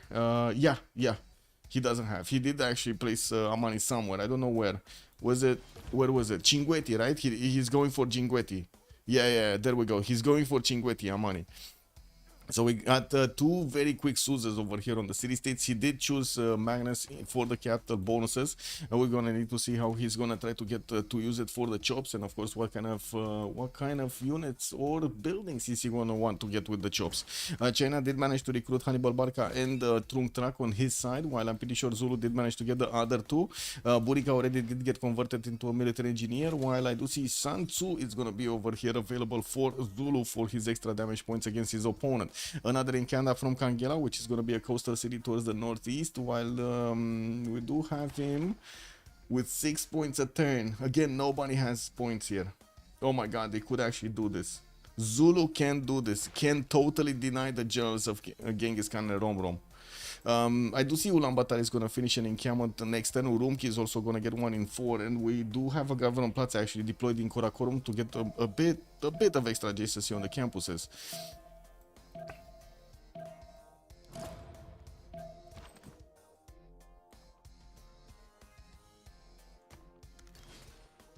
Got some festivals available for Mongolia. We do have the government plaza also getting out from Korla, finishing next turn for an extra government point, not to mention extra adjacency there for that campus. We do have him with a builder that is going to start improving his amenities over here. Definitely the plantations are going to give him extra points of culture, which is going to be quite valuable. We're 10-30 and the players probably did manage to get all of them across the board, the 19 points that they need for the Golden Age. And it looks like it is what it is. Go Genghis, go! Well, he's trying to get the encampment training project in 2 turns here. He wants to get this one down, and it doesn't seem like China or Zulu are actually making more projects. Yeah, they're not making more projects. They just got those early ones, and they're gonna force their opponents to actually get the bigger ones. Zulu 5th series moving northwest. We do see him finishing that in next Ikanda in Kangela soon, while he's switching towards commercials. Okay, from Kwadokuza getting one in 4 turns. On Saladin, we do have him starting off on his Hanging Gardens. He did manage to get that religion spread into 2 of his cities. Damietta is soon going to get another shrine out. And from his holy side, he did finish his holy side. Getting the government plaza actually not in the capital, but in the city of Homs, which is in the south, is a bit weird. It did take him a bit more production to get here. Of course, usually the capital is more productive than the second cities. Actually, that's 14 and this is 12. Okay, not that big of a difference, but still there is a difference. Arabia will have the extra food from the coastal tiles, not to mention those trade routes going towards his ally over here, Norway. This is going to be their economy, just like we will have the economy between Indonesia and of course Zulu on the coast. Mongolia did manage to get next to the cities of Nobamba, and since we're 1031, we're going to need to wait for them to actually pick up their Golden Age bonuses so we can start talking about them. The first one to talk is going to be Norway. I see already he picked up Monumentality Golden Age. He is on 28 faith at 10 with 8 science and 16 culture, not to mention 37 points of production. And while we do have him getting Magnus in 2 turns from Salzburg, he's also gonna want to plug the chokes from the south. Cinguetti did get really close to Hungary, as you can see, and by the looks of it already JGG did manage to levy at once to get those extra points over there.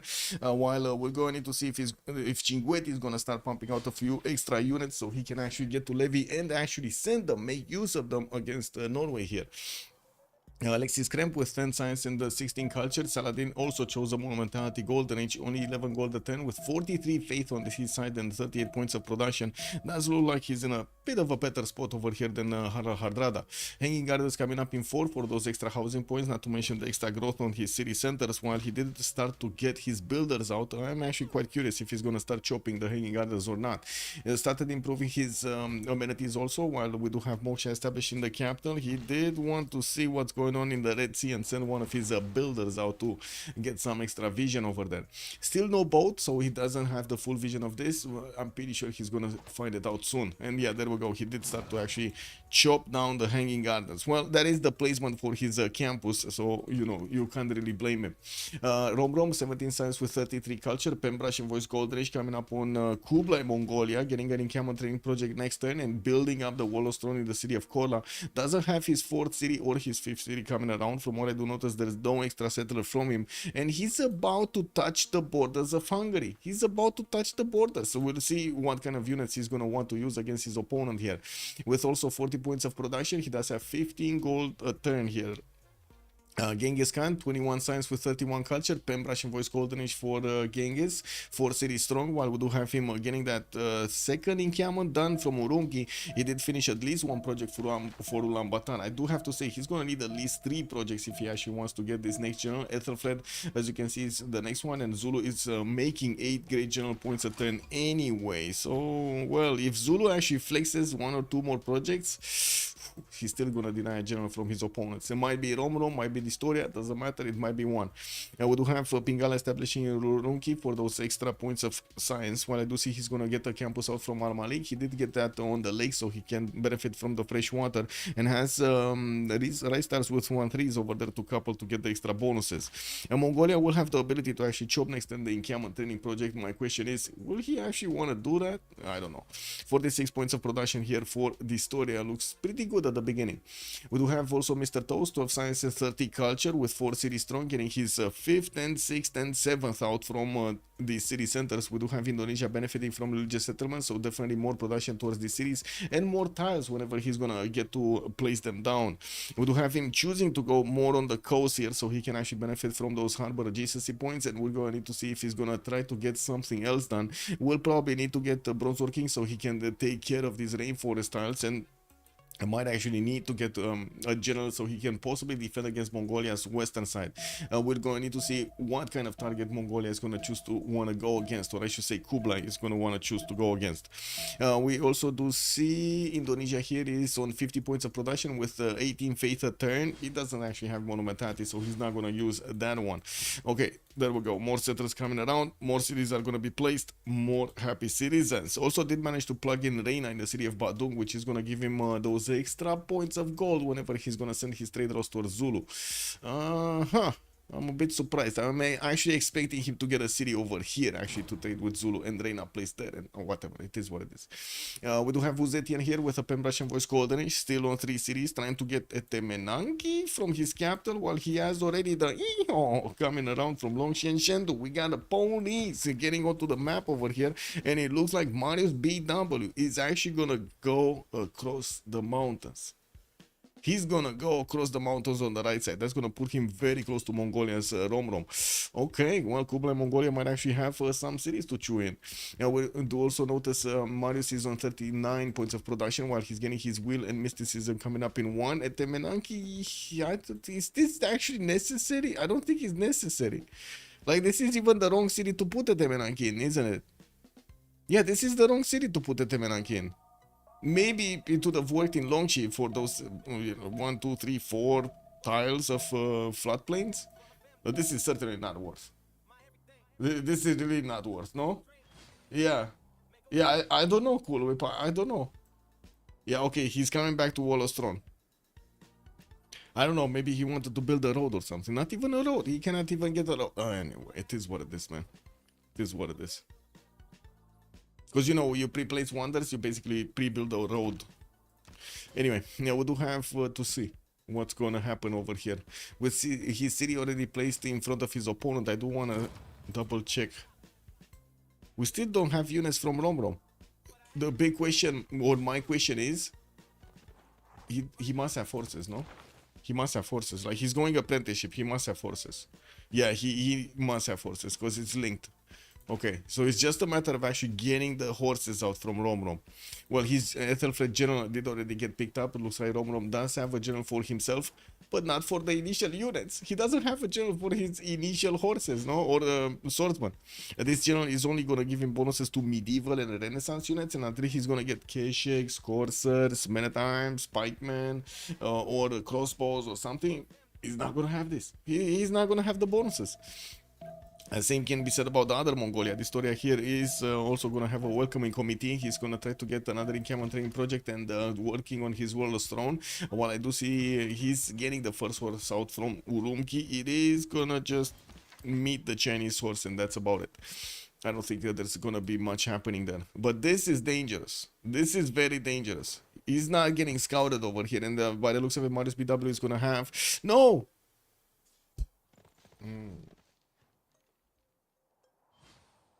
Man, I was thinking he's gonna have the surprise factor. He just let it go, didn't he? So he could have had a beautiful entry on the city of Xanadu. Pow, pow, pow. You know, at the beginning of the day, just walking in. No.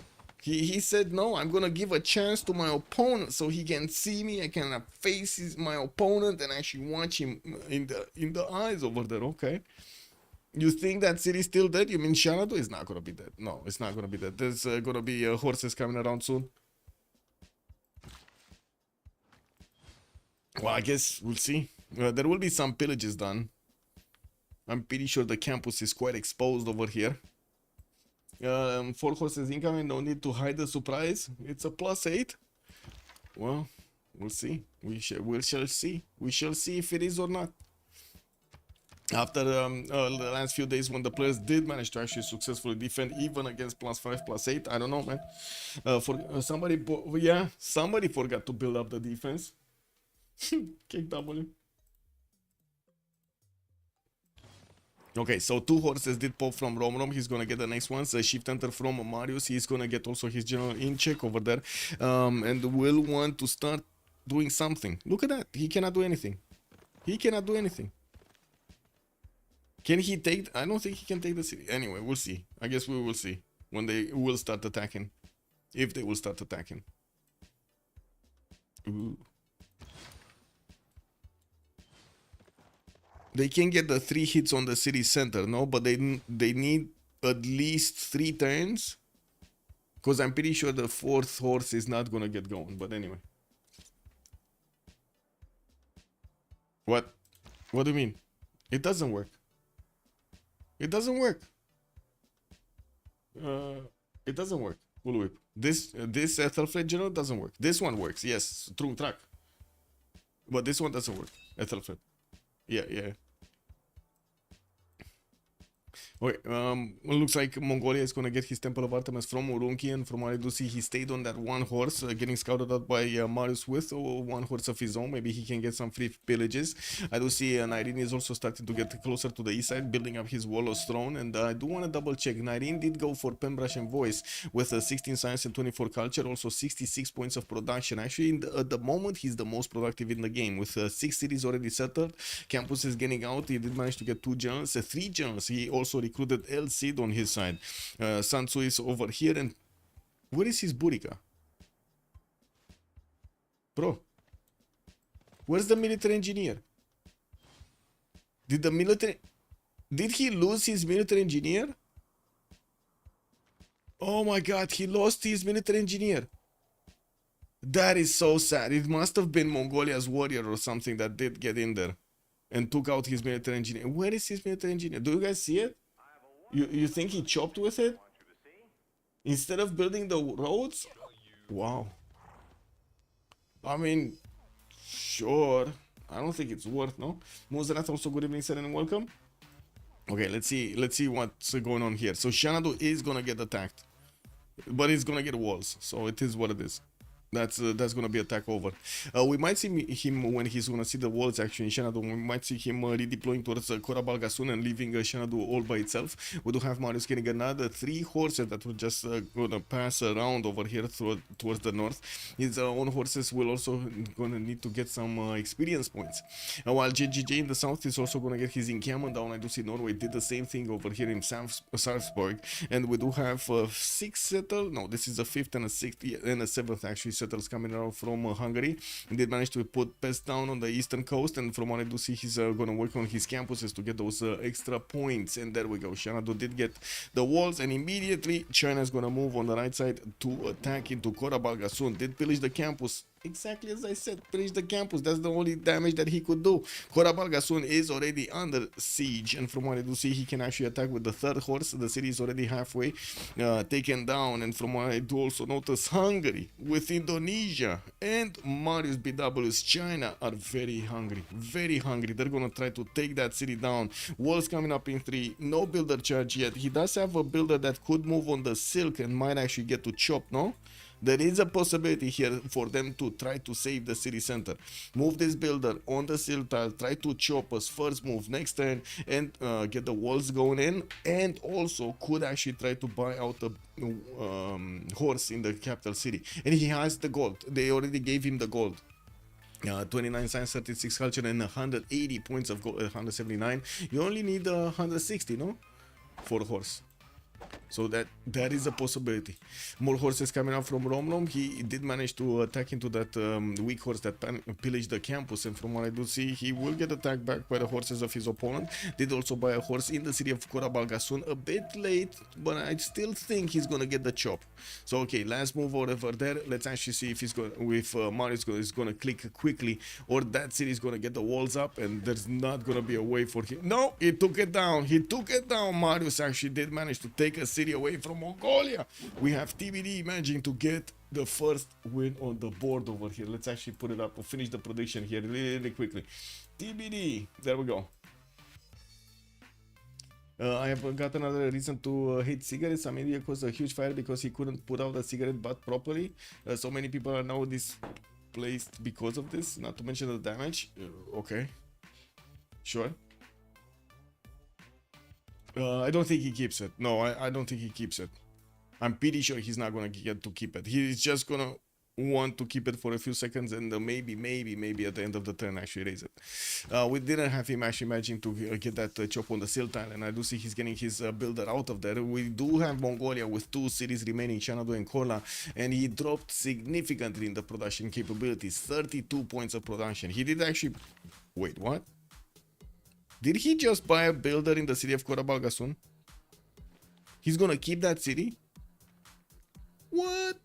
He's gonna keep the city? He kept it. Yeah, he kept it. He's actually working production. 6 turns for a horse. He's actually gonna chop more horses in the face of Mongolia. He's gonna chop more horses in the face of Mongolia. Okay, amazing. I love it. He has Victor in there. Yeah, he's getting Victor in there. 3 turns to get Victor in there. Marius the GOAT. Indeed. Hina, good evening, sir, and welcome. See Future also, good evening, sir, and welcome. Love it. Yeah. Giga Chat, indeed, man. You called it out. Marius the GOAT, yeah. Well, we do have this story also managing to get very close to Stirrups, 2 turns away. He's on 4 cities, finishing up his Temple of Artemis and getting a 5th settle out from Karakorum. I do see China, he's starting to sniff around his opponent's cities here, but I don't think he's actually going to get some pillages going. Another encampment from Al Malik being built very slowly, and from what I do notice, civil service is also coming around for Distoria, so to get those +5 points from his alliance. Stave Church is also available for Norway to get those extra points of production from his work ethic, not to mention his extra faith, but then I do see he had to actually defend one of his holy sites here. One of his archers is quite damaged, and Hungary did try to get some attacks going with his levied units from Cinguetti. Cinguetti actually built a lot of archers here, and I do see 1 heavy chariot. From what I do also notice, Arabia could be attacked, easily attacked by Cinguetti. Just forget about Norway. No, forget about Norway. Go Arabia over here. We got Hattin that is exposed. 10 garrison strength only. How much GPT on the team? 11, 22, 6 and 7 on the side of Ulyss, not that much. On the other side we do have 38, 1, 40 and then 19. Definitely a lot better goal per turn coming up on TBD side. We also do have more traders coming around from Hungary, and I do want to see what's going on here, because it looks like there's quite a bit of a back and forth going on between these players, between Romrom and Marius BW. With the catapult coming up soon from Korabalgasun, he's gonna try to chop it with a builder.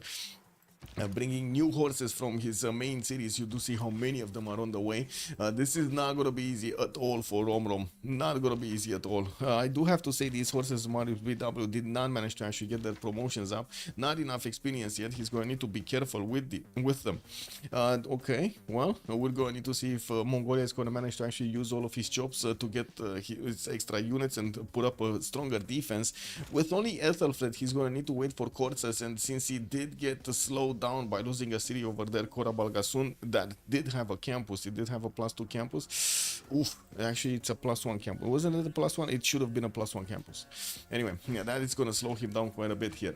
Romrom, 16 science, 29 culture, Marius BW, 18 science and 30 culture, not to mention 51 points of production versus 33.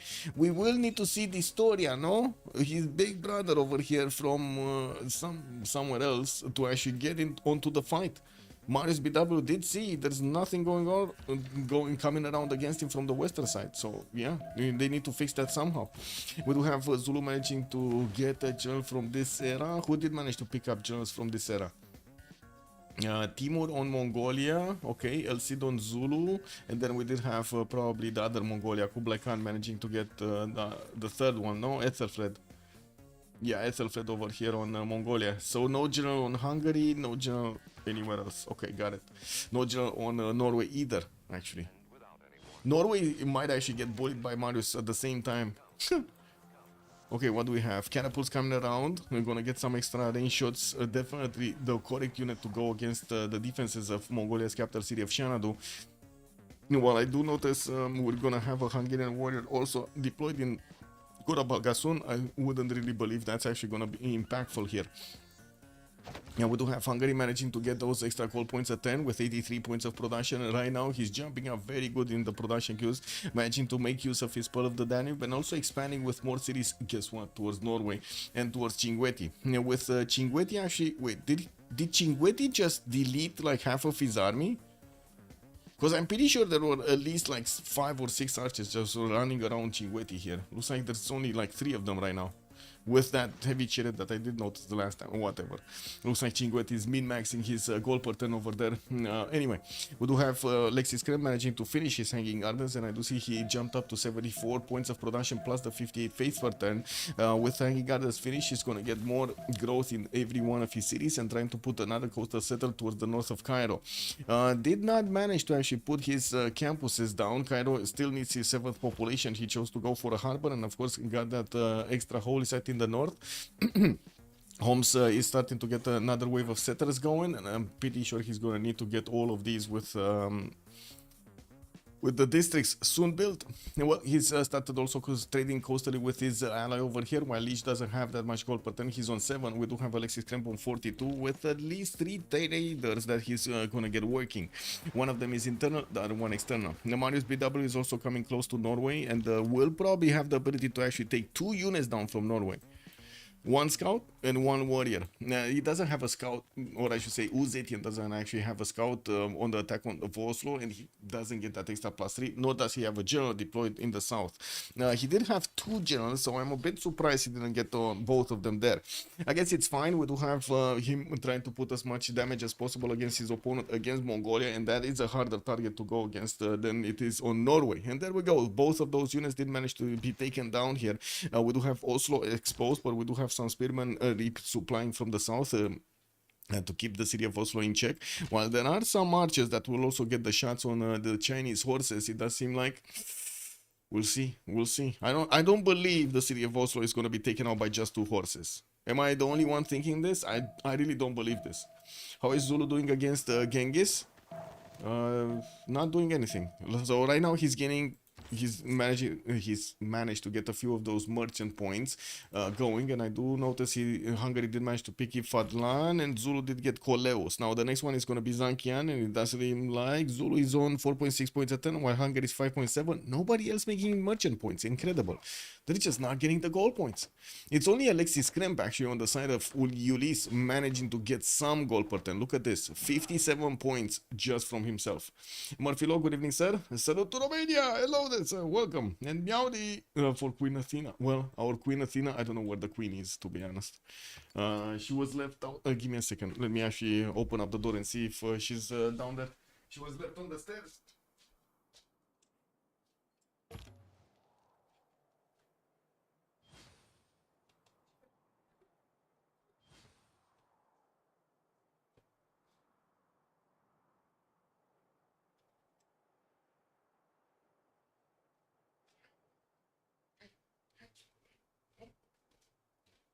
Okay, she arrived. She's here. She's fine. She's fine. She actually got back. She got back home. She got back home early. You know, you gotta respect that. Also, I do see some Kesheks are starting to come around from Mongolia. He's gonna need to push back one of the Chinese horses while he's gonna get more encampments, and we're going to see how Zulu is gonna try to flex against him with more of these commercials coming around. Seems like 19 is gonna get his wave of feudalism bonus builders from every one of his cities.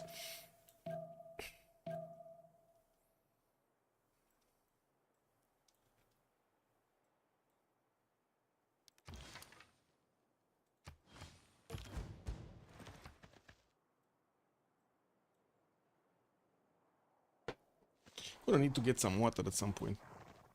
Anyway, I do see Romrom is still on the 16 science with 29 culture, while this story is 52 and 44. It's not like Marius BW is managing to get more, but he did manage to get his spy out. So that's soon to be plus 11 incoming here if Romrom is not going to get his next tier unit. Since the story did finish Syrups, he boosted Romrom also, and I do see Romrom just 2.2 away from getting Syrups. So of course, he's going to need to actually get his K6 hard build, and he's also going to need to get upgrades on his heavy chariots or the knights pre-built hard build, which is going to cost him quite a bit of production and or gold. While I do see Marius BW might actually try to go for another attack against the south here against Liege. We're going to need to see if he's also going to soon get to coursers. He's actually on machinery on 8 turns with theology coming up next. Well, let's actually take a look what's going on here. We do have Indonesia getting Colosseum next turn from Jakarta. He did manage to chop it with Governor Magnus, and he's, of course, he does have the entertainment complex next to it available with a very, very good adjacency for his theater squares. We did have him making also a decent amount of economy with 28 science, 61 culture, and 52 gold points a turn. It looks like he's gonna keep on going, getting this done. Bengal establishing Surabaya for those extra research points, while I'm pretty sure Indonesia is going to need to get to chop some of these rainforest tiles. We're going to need to see in what is he going to place his production. We do have Romrom here. Getting attacked by the catapults of China. I do see actually it's one catapult of China. While China is gonna need to get his horse repaired, I do see he's also gonna get some archers. We're probably gonna see the crouching tigers come out soon. These are gonna be quite weird. Actually, this is gonna be cool. We're gonna see crouching tigers going against K-Shakes. Oh my god, this is gonna be amazing. Crouching Tiger, I wouldn't have believed that he's actually gonna keep the city of Korabalgasun. Amazing that he actually kept the city of Korabalgasun.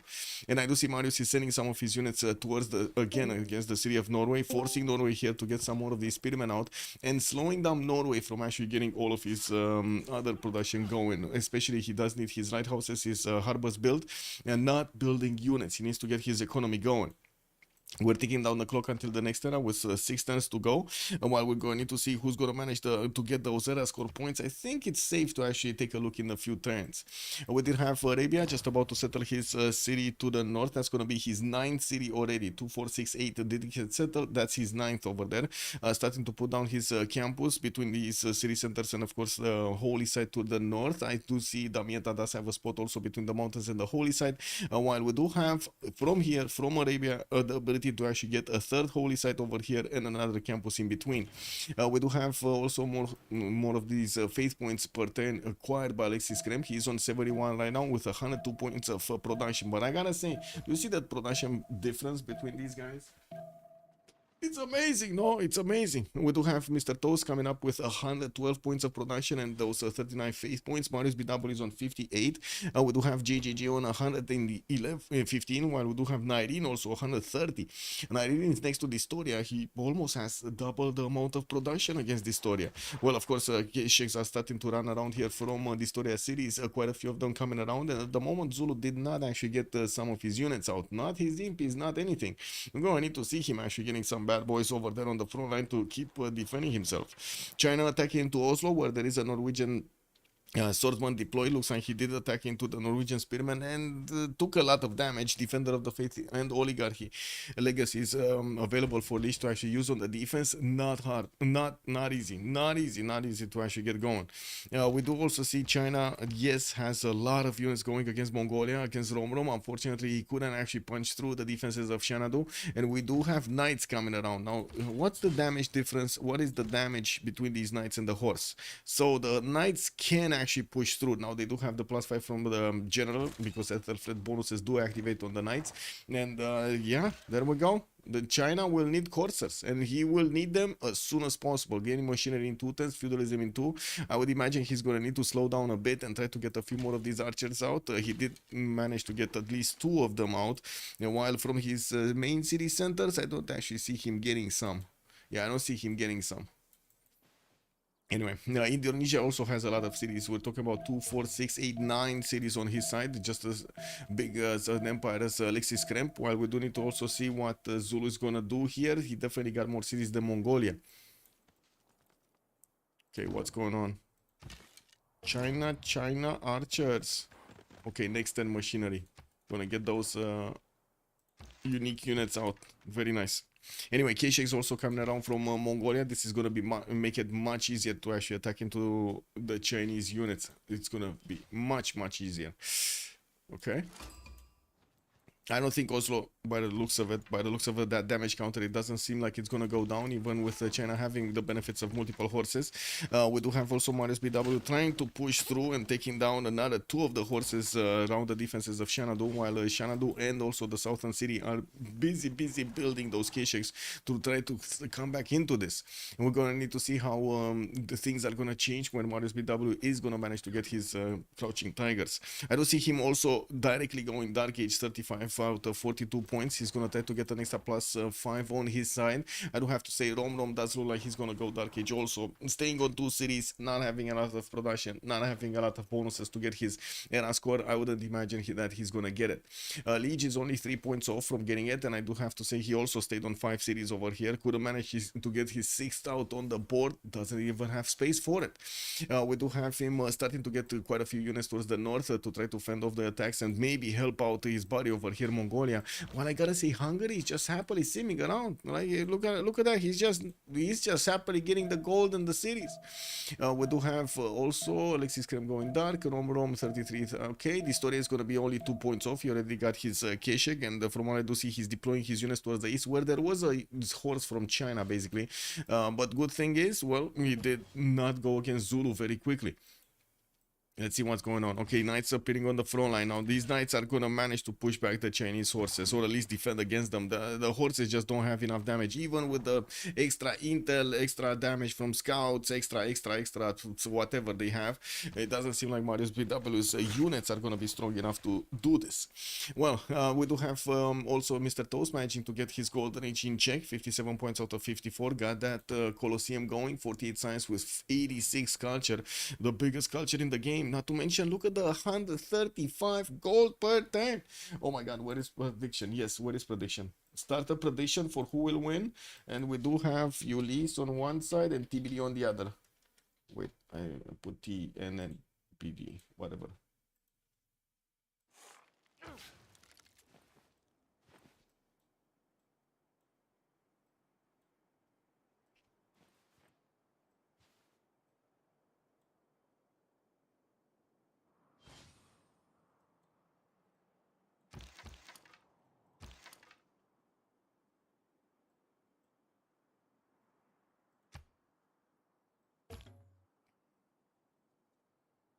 Well, Rebellion in 3 turns for Cora Balgasun, while we do have China managing to get his Crouching Tiger upgrades here.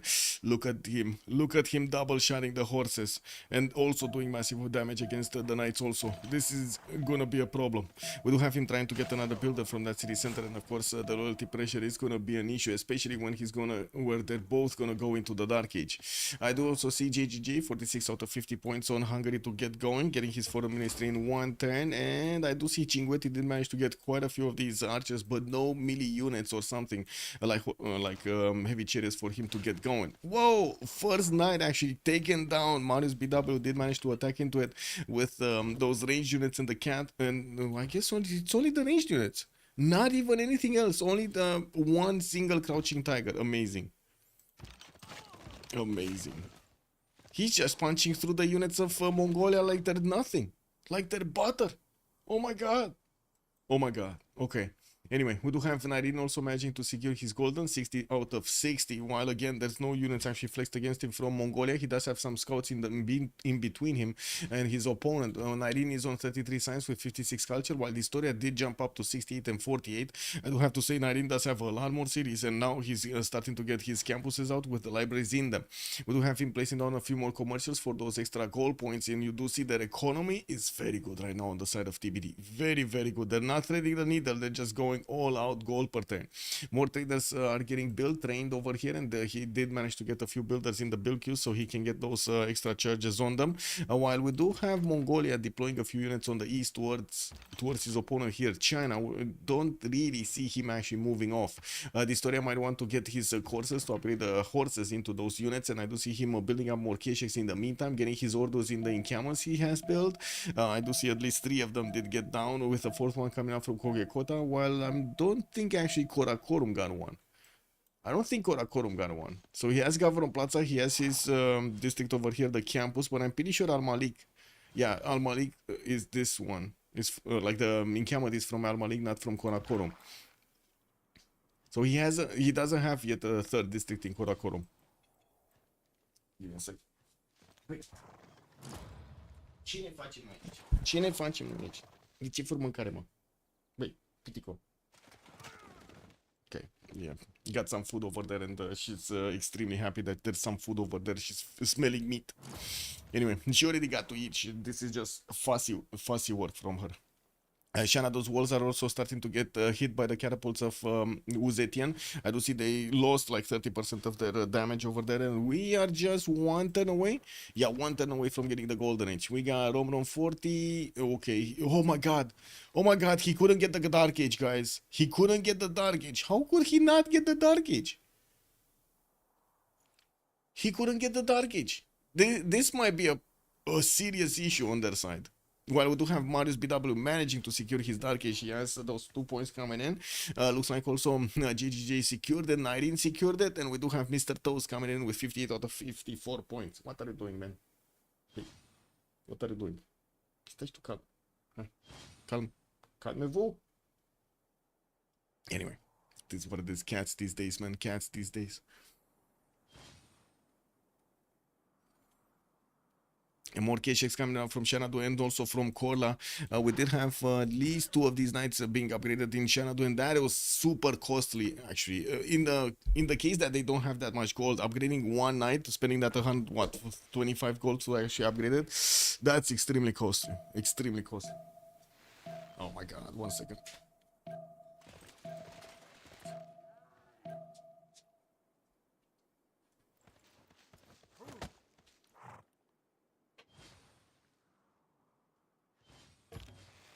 I'm sorry, I needed to save my food from the cat to the Vito and everything. You know, I was talking over here on the commentary and also, and right behind the screen, the cat was like munching on my schnitzels, man. Needed to save my schnitzels. Yeah, also, where's Spy from Uzetian? Yeah, it did get plugged in Kola. It got plugged in Kola like 4 turns ago. Okay, so we did jump into the new era. We got golden, dark, normal, golden on the side of Ulyss, while we're gonna have golden, dark, golden, golden on the side of TBD. 3 versus 2 ages, 2 of these nations in the golden age. It is what it is. Terracotta army coming up from Urumqi. We will need to see if he's gonna manage to get intelligence ages in Karakorum. I do see he's trying to actually get that chopped with Governor Victor established in Karakorum. Probably will get that extra promotion for the spies from Governor Victor, which is gonna be like super valuable. Is it just me, or China just doesn't have that many units remaining next to Xanadu? Like, there were so many units here and there aren't that many units right now, no? It kind of looks like Mongolia might have saved his city because China just kept on slowing down his resupply line. Oh well, he got an attack on Oslo, which, to be honest, I guess it did put quite a bit of pressure on his opponent, so, you know, I can't really blame him.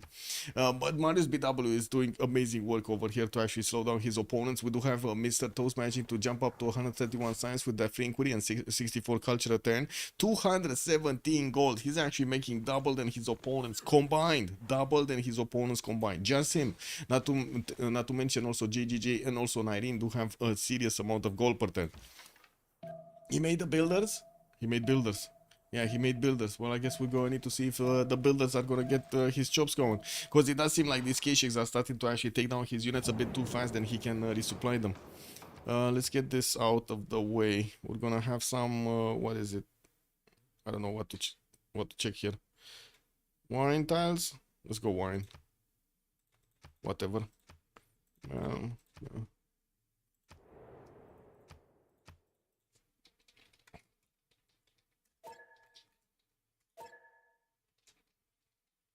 Okay. Be right back. 1 minute and a half, and we're gonna come back.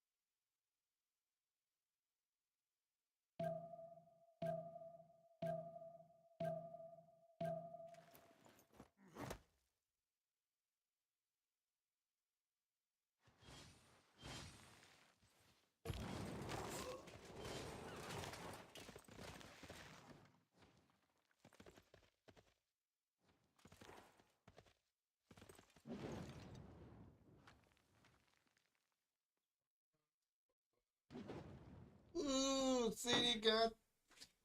Loyalty. It is what it is. Okay, anyway. Menjak, good evening, son, and welcome. Meanwhile, cat is like owners these days. Yeah, basically. She's trying to meow at me every time I actually move around the door over there. Like, meow, let me out, let me out. It's Saturday evening, I need to go clubbing. Oh my god, cat, settle down, man. Anyway, it is what it is. Anyway, Legion Drums of War Golden Age coming up with only 34 science and 37 culture. This is actually quite a problem. He does have next to him JJJ with 65 and 57. He did get Drums of War with 115 points of production with 81 faith a turn. I guess he could definitely upgrade a lot of these berserkers. And might actually try to take a stab at Hungary, but I'm pretty sure he's worried about China being into his north. We do have Alexis Kremp also, 138 science with only 37 culture, Dark Age, and I would imagine he did go for monasticism, no? He must have gone monasticism here. Oh, not this. This. No? My god. Government. There we go. Monasticism. The plus 75% science in the series with a holy site, but you lose the culture. Minus 25 culture. That's a lot of science that he's getting right now. We do also see Rom 16 science with 23 culture. That's have minus 8 gold per turn and only 35 points of production. That is quite a problem. I do see Distoria 77 science with 37 culture and also 89 points of production. On the side of Distoria, he's in Drums of War. He's gonna get his intelligence agent next turn with the spy having a level 1. Urumqi is gonna finish that Terracotta army in the turn thereafter, or I guess the same turn as he's gonna get the first promotion up. I don't see anybody actually. Oh, I do see Ulundi is trying to get the Terra. Oh my god, he might take it away. He might take it away. Is this a heal? Yeah, but no, it's grassland. Boom! He got it away. He got it away. Did you see that happening? Awesome. He got it away. Instantly he got it away. Emotep showing up big over there. Oh my god, man, we need to clip that. We actually need to clip that. Let's see it again. Let's see it again. Give me a second. I'm putting it as a clip. There we go. Where was it? Here? Okay. Let me... I can't hear. I cannot hear.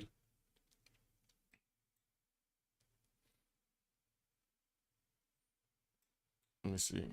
When am I not talking? Whatever. And let's see it at the end. Beautiful. Beautiful. Just beautiful. Amazing. Love it. Cannot mess with Emotep. How do you spell Emotep? Emotep like this? Emotep, right? There we go. I don't know if it's clipped properly, but you know what it is. And monasticism is a bit crazy. I mean, I guess it is a bit crazy, but at the same time, it does give you a lot of science. It is not unheard of, actually, on Arabia that you're going to go that way. The problem is the culture. The biggest problem over there on monasticism is the culture. Yeah, anyway, we do have already the attack on Mongolia going against Marius BW. Marius BW, let's actually take a look at Mr. Toads, and then we're going to come back. We got a few seconds to go. So we did have 10 City also being taken out by Indonesia, Mogadishu. By the looks of it, it's already placed under siege and it's going to go down next turn. He does have his industrial zones coming around, the 160 science with 71 culture. Then he doesn't have monasticism. He's in a free inquiry golden age with 170 points of production. Looks like he's the most productive, almost the most productive. 19 is actually 173. After he's going to get his industrial zones and his aqueducts, it's definitely going to be a lot better. We do have China trying to defend the attack on Distoria, and I do see him barely on 25 science and 22 culture. He sacrificed everything to get the attack going against Rom and Liege, and did so much damage here. I think actually Liege did get damaged by the map, not only by his neighborhood, because again, he doesn't have that many cities, and it's not like the cities he has right now are actually that useful, no? Oh my god! Oh my god! What is this? What is this? JJJ, what did you do over here? Now that requires a lot of gold, and you know what? It's a good thing they actually have a lot of gold. Also was away before the medieval starts. What did I miss? Well, not much actually. Hungary over here is going to get all of his black armies to flex against Norway. Look at that. Look at all of the upgrades. Yeah, poof, poof, poof, poof, poof. Everywhere he's getting the upgrades going. Getting that golden. Well, they still need... he does have 831 military strength right now with quite a bit of more gold in the bank. He did manage to get mercenaries so he can upgrade his half cost, and GGJ did go for another Pembrush and Voice Golden Age. 87 science and 74 culture definitely puts him ahead of Harald Hardrada when it comes to those stats. Man, these crossbows are gonna eat through those defenses of Norway so quickly. Wow, okay, that's gonna be nasty. That is gonna be very nasty.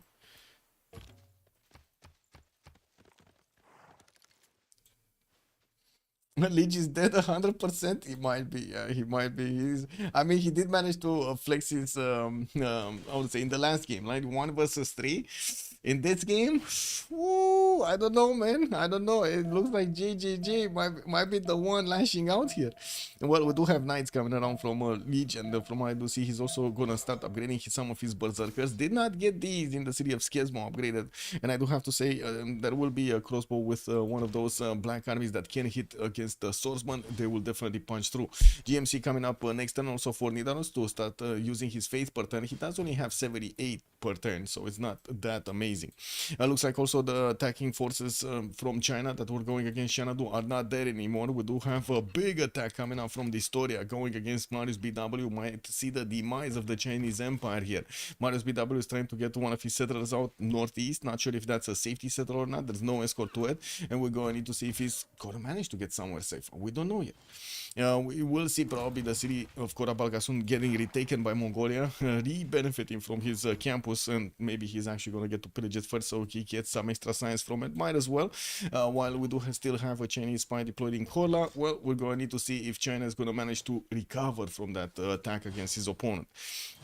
Nairin is also 62 science with 82 culture. Couldn't actually place units right now against Mongolia, but he did manage to take away Terracotta army, denying for the moment, actually, just for the moment, Historia from having an extra intel over his opponent from the level 2 spy.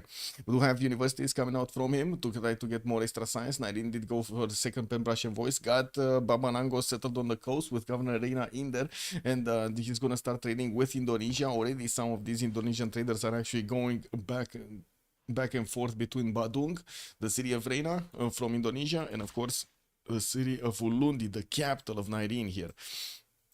Okay, 116 gold a ton also for 19 with 200 points of production. That is double the amount that Genghis has at the moment. Not to mention gold per ton. It's just insane. Look how much gold per ton is. How much of a difference in gold per ton? 300 almost on Mr. Toes, 218 on JGJ, and then 116 on 19. Okay, let's see what's going on here. Hungary still did not actually reveal his attack against his opponent. He's gonna pull off a 2-prone attack, one against the Skesmo, one against Stavager, or maybe he's just gonna keep on going to Arabia. This is gonna be an open question if he keeps on going to Arabia. That is gonna be extremely costly. Yeah, Arabia does have 2 heavy chariots that can turn into Mamluks. Mamluks against this big of an army, they're not gonna do much. Like we're talking 1, 2, 3, 4, 5, 6, 7, 8, 9, 10, 11, 12, 13, 14 of these black armies that did get promoted here with quite a few crossbows that not only how to say not only some of them do have promotions, but they were levied away from Cinguetti, so they do have an extra movement point, and also the +4 from Foreign Ministry on them, and the +3 from the combat strength of the Raven King trait from Hungary. Very good, very good. Okay, Beijing already got taken down. Look how quickly the Historia did manage to punch through that defense. And he's gonna go through Shendu just as quick. I'm pretty sure the walls are not gonna stop these Kesheks from doing the damage. There just aren't that many units to defend these cities at the moment. It looks like Marius BW sacrificed everything he could against his opponent, against the two opponents actually.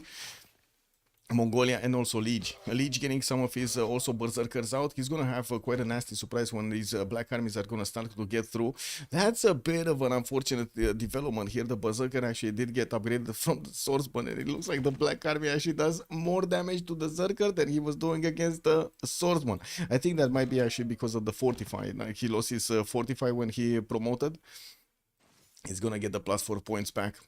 And we do have the second attack coming out from Stavager. I do see Norway is starting to get some knights upgraded, so he can get a bit of extra strength. While there are some units deployed in Szeged from Hungary towards the northwest, I would believe these are more defensive units than actually offensive units, so I don't think there's anything much happening here. I do see an extra intel on the side of Hungary, and I do want to double check if he has a spy in his opponent's cities. No, so that's just printing coming up on him much faster than on his opponent here. We're going to see if he's going to get his spy coming off from one of his cities. Looks like no, he's just going to want to get a few more of these campuses out and not working on the extra spy. Okay, I guess sure. We do have also Mongolia starting to move from Beijing towards the main capital city, Chengdu, of Marius BW, while from what I do notice, Indonesia is not actually faced by this attack at all. He's trying to get his mausoleum going in the city of Mahapahit, while he did manage to take Mogadishu down from the north. He does have Hunza on the way towards Mongolia, and we're going to need to see if he's going to clean up the map later on. We do have also Alexis Kremp with Liege actually needing to get some extra goal per turn, and by the looks of it, they will be forced to actually defend and keep on defending against Hungary, while we're gonna have on the other side Mr. Toast and also Nyreen just managing to get their sim going.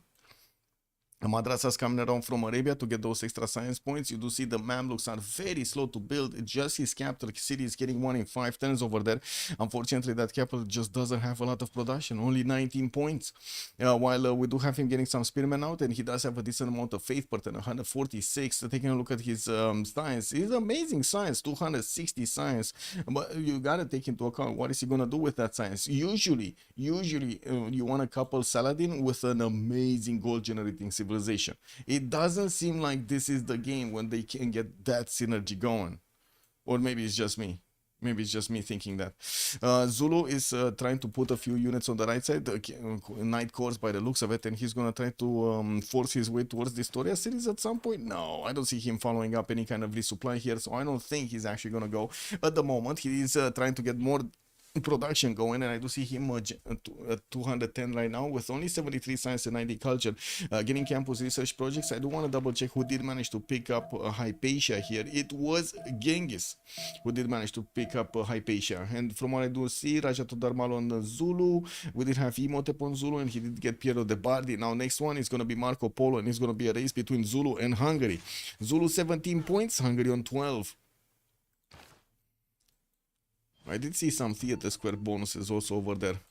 Okay, so next wave of attacks, China is going to lose another one of his Crouching Tigers, and from what I do see, the Crouching Tigers, yeah, they can do quite a bit of damage to the Keshiks, but yeah, the +6 over there is just overwhelming.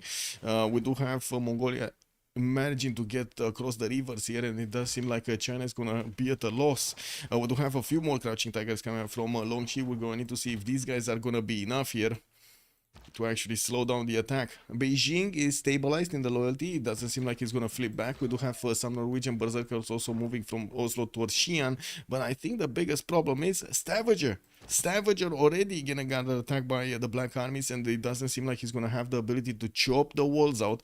Now, while we do have a few of these Mamluks deployed, it looks like they will have a decent amount of damage to actually slow down the Hungarian troops from getting through. The Spearman looks to be the chink in the armor over here of the defense of Hattin, and we do have the crossbows that will eat through the defenses of their opponents slowly but surely. I do see also a spy from Mongolia getting in Shekersfervar from Hungary to try to get some extra intel, while these units, the Black Army is deployed next to Szeged. They look more like they just want to sit over here and keep in check Norway than actually doing anything else. Yeah, China kind of looks dead over there. Also, MMC, good evening, sir. When Hungary will have his second UU, you mean the Hussar? That's going to be a good question. Let's see. He's going military tactics right now. I don't think it's going to be quick. I don't think it's going to be quick. He does have 140 science, so, you know, that's pretty good science at this point in time. And it's not like it's free inquiry science. It's 140 with 97 on pen, brush, and voice. Well, I do see Victor is getting established in Stavager. I gotta say, these Black Armies, that they can keep on attacking, and that city might not actually get the ancient walls out. This Black Army will have a promotion next turn. It's just a matter of actually clicking the buttons at the correct moment in time, not letting Norway double hit it. Okay, did he just sacrifice? He did. Never mind. Well, that city looks like it's going down. Okay, it is what it is. We do have the crossbows also showing up on the front line. And you can see how much damage they can do to Norway. And not to mention not only the units but also the city center. He almost just two-shot the knight over there. Oh my god, that's beautiful, beautiful.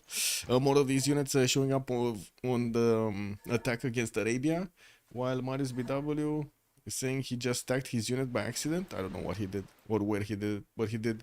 Oh, here somewhere. Did he? I don't see a unit or a double unit. This is what it is. Anyway, he's getting that safety settled towards the north. Looks like he might actually be looking towards going on the seas in the Reich Ocean. Okay. While Shendu is getting attacked by these K-Shakes, there is a decent amount of damage coming out from these crouching tigers. Okay, okay. Well, he did manage to get that skirmisher to give the bonuses to the units around. Unfortunately, the city center is only 39 defense. You would need something like a stronger unit inside of that defense. There is a legend. Good evening, sir, and welcome. On Indonesia, we do have him jumping up on 364 gold points a turn and getting his campus research project so he can actually have a chance to get Newton, while Zulu is on 44 points, Indonesia is on 42, Hungary is on 9, and it doesn't look like anybody else is going to try to get this. Arabia might actually need to get this, or will try to get this. He does have 300 points of science, but he did manage to get most of those with his monasticism, and also his madrasas coming around. Getting attacked is not going to be easy for him, especially since the defenses of Norway might actually crumble here under the pressure of all of these Hungarian troops. Oh my god, did JJJ just move his black army in and then out and then in again? He did, no? What is his crossbow? I would have thought he's actually going to get a crossbow over here to attack into Skesmon. That would have probably been the only way that he would actually jump through. Anyway, the Stavager is going to be taken out. Looks like a GGJ is not going to muddy himself to keep that city for himself. He just took it away from Liege and started attacking into the cities, into the units of Arabia here on the western side. His crossbows are going to be legendary fighters over here against the Mamluks of Arabia.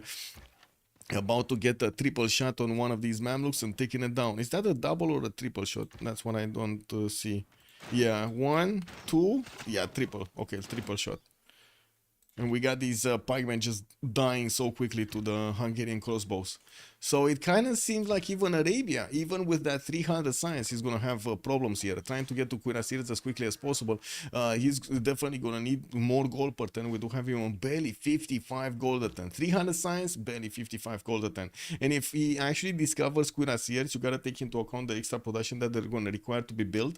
So if you think he's building slowly his Mamluks like now, just wait to see when he's going to try to put a Cuirassier in the production queues. It's going to be like 10 turns to get the single unit. That's going to be I would say that would be a catastrophic problem on his side. We don't need to see if Zulu is actually going to start getting some units out. He barely is managing to get to 100 science with 93 and 95 culture. We do have him on 200 gold points, and yeah, he did manage to get a few admirals here from the north. Got some of those harbors down. Looks like working on a spy from Kwadukuza. He didn't get spied on by his opponent by Mongolia yet, but he did manage to get one of his spies in Kigabu. We got some builders with feudalism bonuses coming out from his cities to keep on upgrading. He did recruit Isaac Newton, actually. I think he bought it. And from what I do notice, we did have Indonesia managing to get Zenki as a extra trader admiral, while I don't see Ibn Khaldun being picked up. So we still need to see the happy scientist getting in there. We do have encampment projects coming out from Urumqi in 2 turns. Karakorum is also going to get another encampment next turn, while from what I do see, Mongolia did manage to punch through the wall defense of Shendu, and Marius the BW, yeah, he did actually deploy a lot of these crouching tigers. We're going to need to see how many of these Gesheks are going to die. Okay, not even one. Well, he did get one of those knights down, but that's a bit underwhelming here. Can he get a pikeman or something to put it in Shendu? Like, he has a spearman, but that doesn't have the second. Okay, he got a horse. Does he have coursers? No. What is he? He's 3 turns out from getting military tactics. And of course, that would mean the spearman would get their upgrades on the pikemen. Not the horses getting their upgrades on the coursers. 800 gold versus 80 gold? Yeah, the GPT difference is insane. Well, the units of Arabia did die over here. We do have the ancient walls getting up from Hattin. And from what I do notice, he is also 1 turn away from getting his military science out. That will allow him to actually upgrade Nothing. He won't get anything to upgrade. Like Damietta, okay, he's building a Corsair from Damietta. Did he? Oh, yeah, he's moving off. He definitely does want to get the Corsairs first and then upgrade it. Although I don't know at this point, because they have so low gold per 10, hard building might actually be the way to go here. Hungary did manage to get a bit more science, 167 with 107, and working on his universities from most of his cities, trying to build a Kilvaki in the city of Debrecen, where he does have at least 2 more jobs, 3 more jobs that he could place in. We do have him with Reina traders going towards Indonesia. Looks like they are managing to get that gold per turn going. Mr. Toes also 433 gold is just amazing. With more universities and also Forbidden City finishing up in Jakarta, he's gonna get extra cards to use. And I'm sorry, we're getting attacked by something, something on the street over there. For some reason, we, you know, need to pay with our mind calmness whatever is going on.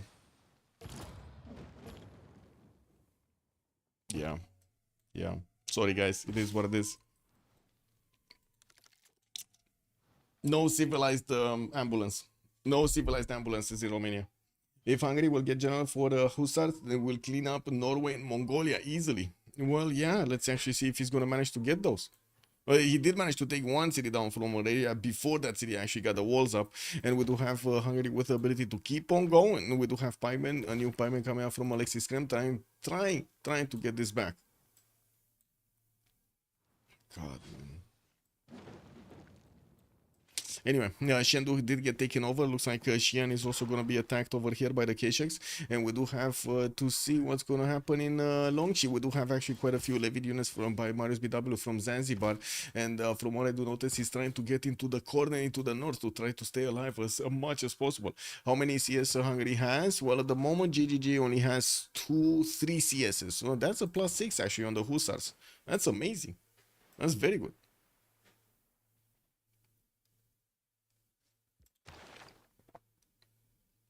And Dossier also Zulu is about to pick up Marco Polo.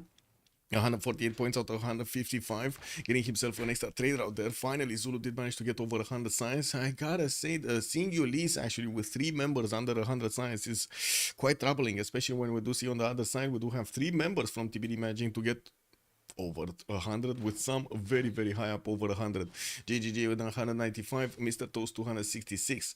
More chance being picked up. Gustavus Adolphus by Mongolia, and I do see Norway is gonna get Jeanne d'Arc by the looks of it. Hungary only has 2 points, and yeah, he will probably need one of these industrial generals for his Hussars. It's gonna be a question of him making projects here, and I do see him getting a 1 project or 2 projects. 1 project. He's getting the campus projects in the other cities.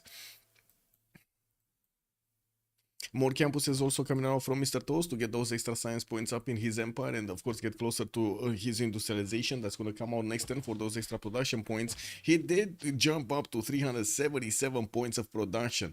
Oh my god, he's gonna get there. He might actually get through this game more production than his opponents combined. And I do have to say, even if Alexis Krem does have 319 points of science, his 133 production doesn't spell that much, does it? Especially since his units are dying here on the front line, even with those extra points. Anyway, we do have the first cav coming out from Damietta next turn to increase the wall, increase all of the garrison defense of his cities. While we do have also some piking shots. Piking shots not going to be that strong against crossbows, but they will definitely be strong to hold on the black armies. And I think the big question is, also coming up from chat, if we're going to have GGG getting another wave of units and trying to get to his military science soon. From what I do notice, he's 1 turn away from stirrups and getting his nationalism in 5 turns, and yeah, he's getting a few more black armies coming out from his capital city. The biggest question is he actually gonna get his military science? No, he did manage to recruit Jeanne d'Arc. Okay, so that's actually not gonna go to Liege. Okay, he took away Jeanne d'Arc. Marco Polo also on Hungary for an extra trade out capacity, and we did have Mongolia getting that Gustavus Adolphus. I think they bought it. I'm pretty sure he didn't actually finish the project, no? I don't think he had the opportunity to actually chop something for the project. Or did he? The project was in Sejet and I didn't see anything chopped. Anyway, maybe. I don't know. Maybe I didn't see it. Factories coming in also for Indonesia. I do see there's a religion over here for him. He did manage to get the Zen meditation with stewardship for the extra amenities, not to mention those extra science points on the campuses and the extra commercials, extra gold. I don't see him having that many commercials. Has a few, but not that many. And he is definitely gonna need to start spreading around this religion from Mahapa. He did manage to get the holy side, so it would allow him to actually get missionaries. Not to mention he's getting a +2 faith for each of these cities that are on the coast, so he definitely has quite a few of these. Yeah, faith points per turn. Okay, he got Stonehenge with a holy side. That's how he actually got to convert his empire. Okay, got it. We start to see a few more Zulu units deployed on the eastern side. He definitely is aware that his neighbor over here, or I should say his ally Marius BW, is probably gonna meet his demise. We do have a lot of the Chinese units that are starting to get the upgrades in Longxi, and of course one of these crouching tigers are trying to get out of there to deploy. But if there's gonna be no movement coming out from Zulu against Mongolia, this is gonna be quite troublesome. Very troublesome. We might actually see the total takeout of his opponent over here, Marius BW, from the game. He's just sacrificing himself. Oh well. Well, we do have some night courts coming around, and I would imagine Nairin is going to try to get to Cuirassiers before he's going to do anything. The Historia is getting his military science in 3 turns for the extra cav upgrades, but I do have to say he mostly has knights with Keshegs. Yeah, Pike shot is 7 turns in the capital. Oh my god. Ballistics also coming around next turn for Saladin. Well, I do see he's gonna get those Pike shots going. Building the foreign ministry coming out from Homs. Okay. Ooh. What did happen here? Sugar granting duplicates, Guitarja +4 gold, and Saladin actually got the Diplo points. Okay. I mean, that's fine. That's fine. There is a way, right? I mean, I guess he could try to get more of these, but I don't think he's going to get them in time. Like the Diplo points, he has right now 4 out of 20. Didn't build his Mahabali temple, didn't get statue, didn't get Potala. Nobody did in the game. But since he's pressured so hard by Hungary, by JJJ, I'm not sure if he's going to withstand the next part of the game here. Yeah, right now, yeah, we do have a big army from Mongolia, from both Mongolias actually chewing through the defenses of Marius BW. We're going to need to see if anybody's going to save that guy. And somebody needs to save him. Somebody needs to save Marius from himself over there. Zulu don't have a general for industrial. Oh, well, he does have Shun Tzu and El Cid. No, he doesn't. Amina. He has Amina. No, never mind. He has Amina. Renaissance Industrial. He has Amina. It's fine.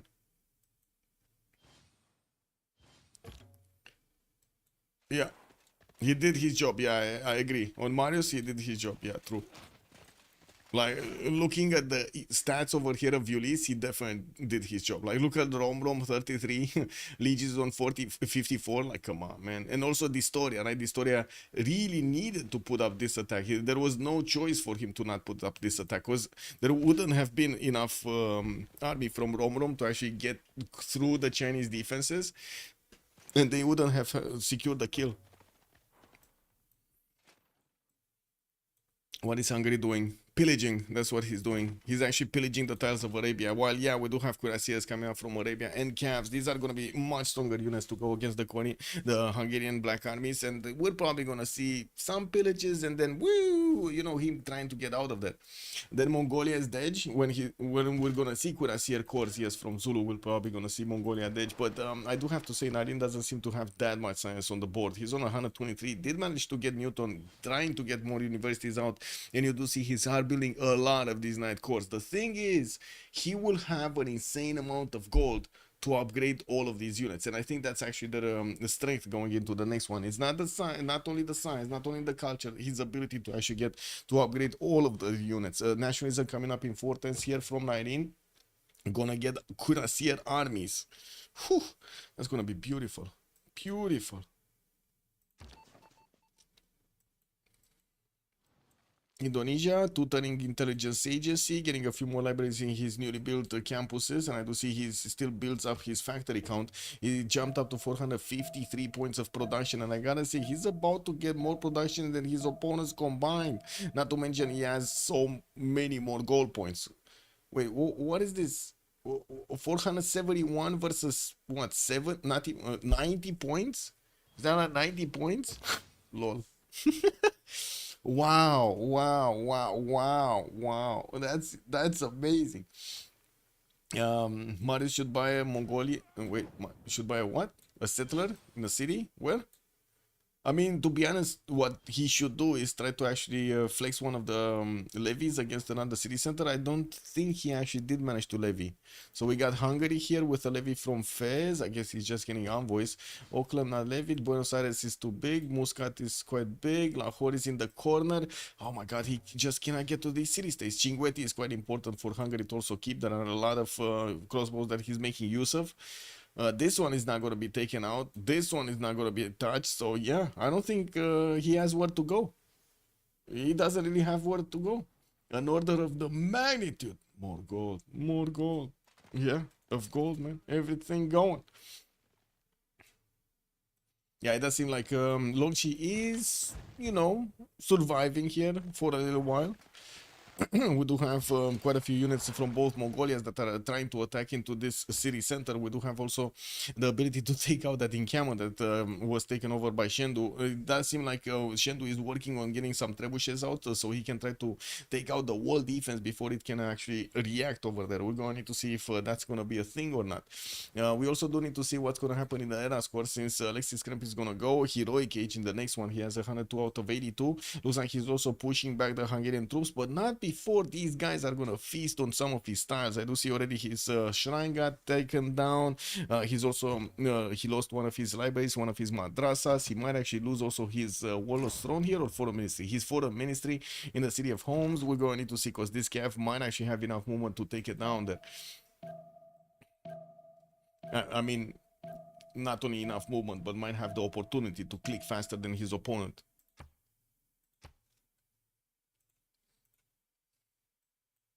You think that was his one mistake this game?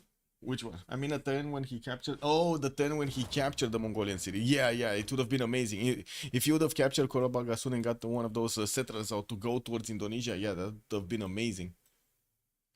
Okay, more attacks on the city center. I would imagine he's gonna counterattack over there. He did manage to get another settler out, and we'll probably try to move it towards the northeast. There are some units from Mongolia that are trying to get into the trader line between Zanzibar and the last remaining city here of China. And yeah, there are these men-at-arms that are definitely gonna do the damage against the K-Shakes, but he does need to get them there close and with enough damage.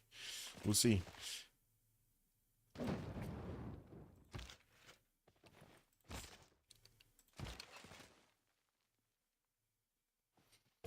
I gotta say, there aren't that many crouching tigers here. There aren't that many crouching tigers. Anyway, when are the hussars coming in? And Liege, Norway is actually getting a lot of units in the water towards the western side. Interesting. He probably might have wanted to get some, meat in the water, meat in the cities of Arabia to try to slow down his opponent here. Okay, we do have GGG getting ballistics in 2 turns. Well, that's not going to be the technology that he needs for hussars. He doesn't have the upgrade button on the black armies, which are like calves, which would require military science. We do have him getting nationalism next turn, and I do see also 19 is getting civil engineering. Did we have 19 managing to get his mobilization? No. Yeah, his nationalism. I think he's just gonna wait for the boost, no? Mr. Toz is also gonna get it in 2 turns, and I do see more knights coming around here from the knight cores. Actually, no, that's one single knight. Whoa, he didn't get the cores up. Getting some armor is going, okay. And Sun Tzu is in the capital. Might as well just activate that one. Indonesia did manage to get Ibn Khaldun, and that will allow him to get so many more points for anything here in his empire. He's on 401 science with 178 points of culture. And I gotta say, they must know this is a free inquiry. Lubans, good evening, sir, and welcome. Did Ulyss culture went on vacation? Yes, they did. They couldn't manage to get that many players with a golden age here. 2 of them missed it. And yes, Alexis Kremp did go for a lot of science from monasticism, but where culture, no? That's just gonna mean he doesn't have any culture. I didn't see anybody actually pushing through the culture tree with the tourism. Yeah, Mr. Toza did have the opportunity to do so, did not. We do have Victor establishing Palembang, a few more of these coal power plants to get the production going. He's already 549 points of production, so it does seem like in the long term, this is just going to be so much coming out of his empire there. Okay, Arabia getting a privateer to flex some of his strength against these units. JJJ gonna need to get some more units out, and I see he's working on the black armies from his city centers. Will definitely need to get the Hussar upgrade. He will get to attack with the Hussars through the Mongolian defenses and chew through this very quickly. Not to mention through Norwegian defenses. Norway is barely getting gunpowder in 2 turns. Talking about him getting to ballistics might be a bit of a stretch here, with only 67 science and 50 culture, only 134 points of production, and yeah, he does have 117 points of faith, which I think he did manage to get GMC. Yeah, he did manage to build a GMC and Wall of Throne in his capital's Gavaron Plaza. Getting spied on in Pex. I do see some black armies are actually deployed here, northeast of Pex. Not sure what these guys are doing. What do you think they're plugging in? Because there's no opponent coming from that side. Oh, I don't know. Industrial zones. What is this? Oh, Firaxis. Firaxis. We got Firaxis. Ulysses 523 production and Toes is 550. Woohoo! He Toes, Mr. Toes, man. He got the biggest toe in the water over there, man. Yeah.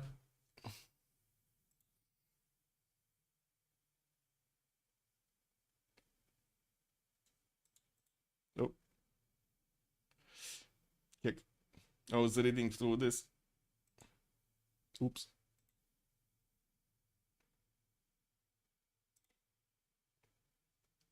Firaxis into enemy CC strategy, yeah.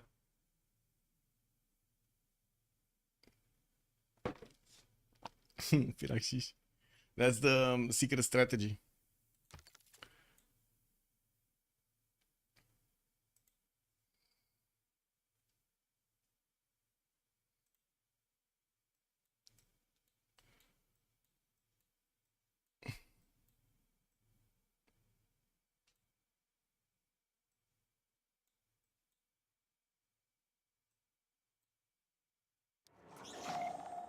Connecting back.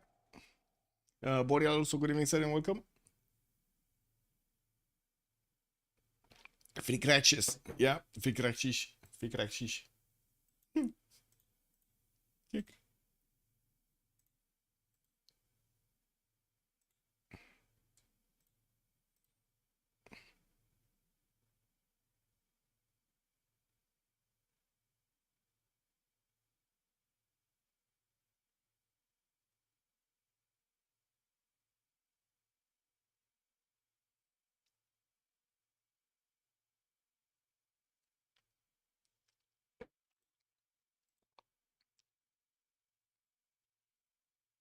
Ooh, FDLV versus WSS finished. And what was it? FDLV managed to get a win, 72. Okay. Salad also, no, Golden actually managed to get a win against Salad. I need to put this, update this after.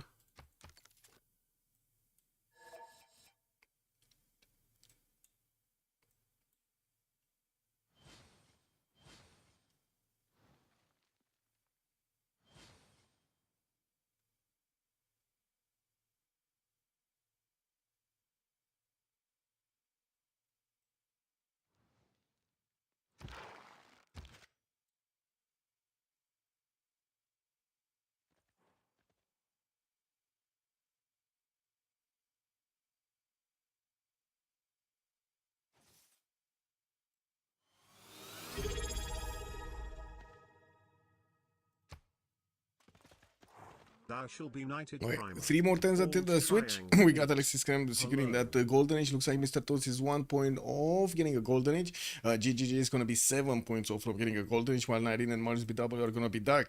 All of the armies of Zulu did get promoted here to cuirassiers, and by the looks of it, he's going to have quite a few cuirassier corps. Didn't get his armies yet, though. Well, I did call them armies because there are a lot of units, but you know what I mean. We do have quite a few armories also coming around from his cities. Ulundi, Nobamba, Kangela, and Ondini working on those, so while he's gonna get a few more cuirassiers. Hard belt, I gotta say, the production looks amazing. 292 points of production on 150 science and 133 culture. 19 all triangle. Thank you so much for the prime, sir, much appreciated. Fast games, yeah, it looks like we had fast games. Well, they did increase the timer, and it actually shaved off quite a few minutes, if not like 20 minutes, coming out from the early game, from the first 50 turns.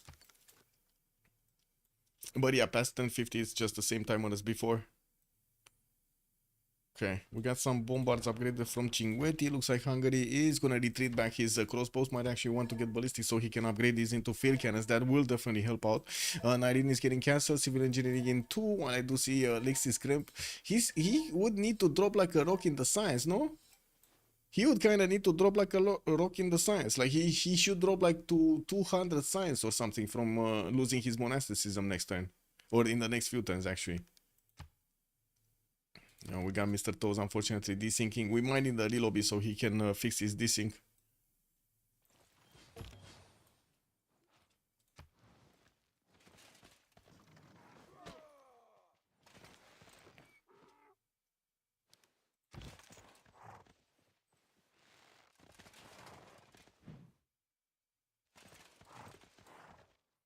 Okay, well, China is trying to get another city towards the eastern side. While I do notice Mongolia did upgrade his scavs, and this is going to be a unit that China definitely cannot stop. Maybe, you know, the other ones he could have done something against it, but this unit is going to be too strong. And it does seem like China, yes, did manage to put down Jiaodong in the north. We're probably going to try to get more cities out somehow, and unfortunately couldn't actually get to Suz and levy a city-state to try to take out another city-state from somewhere else. We do have the attack from Nairin going against Mongolia, and from what I do notice, Mongolia's units, the Kesheks are getting one shot even across the river, while the Knights will take 2 shots. A military engineer coming out from Nairin, so he can start going, and he did actually manage to get some cuirassier armies upgraded. We do know about that. Nairin is switching to banking, getting his civil engineering. We're going to need to see if he's going to follow up this with the tank technology with combustion, which is going to take quite a bit of an effort to go through rifling, go through steel, go through actually get to rifling, get to steel, get to refining, and then combustion. Looking at also here, doesn't seem like Arabia is actually going to be attacked anytime soon. Hungary is getting his crossbows in the choke points, but I would imagine that he's getting them back into CWC. Just as you can see, he already has a row over here. There are some units from Norway that are getting into the cities of Arabia, and this is the big question I have. What are these units doing over here? What do you think these units are doing over here? Does anybody know? What are these units doing over here next to Medina and Cairo?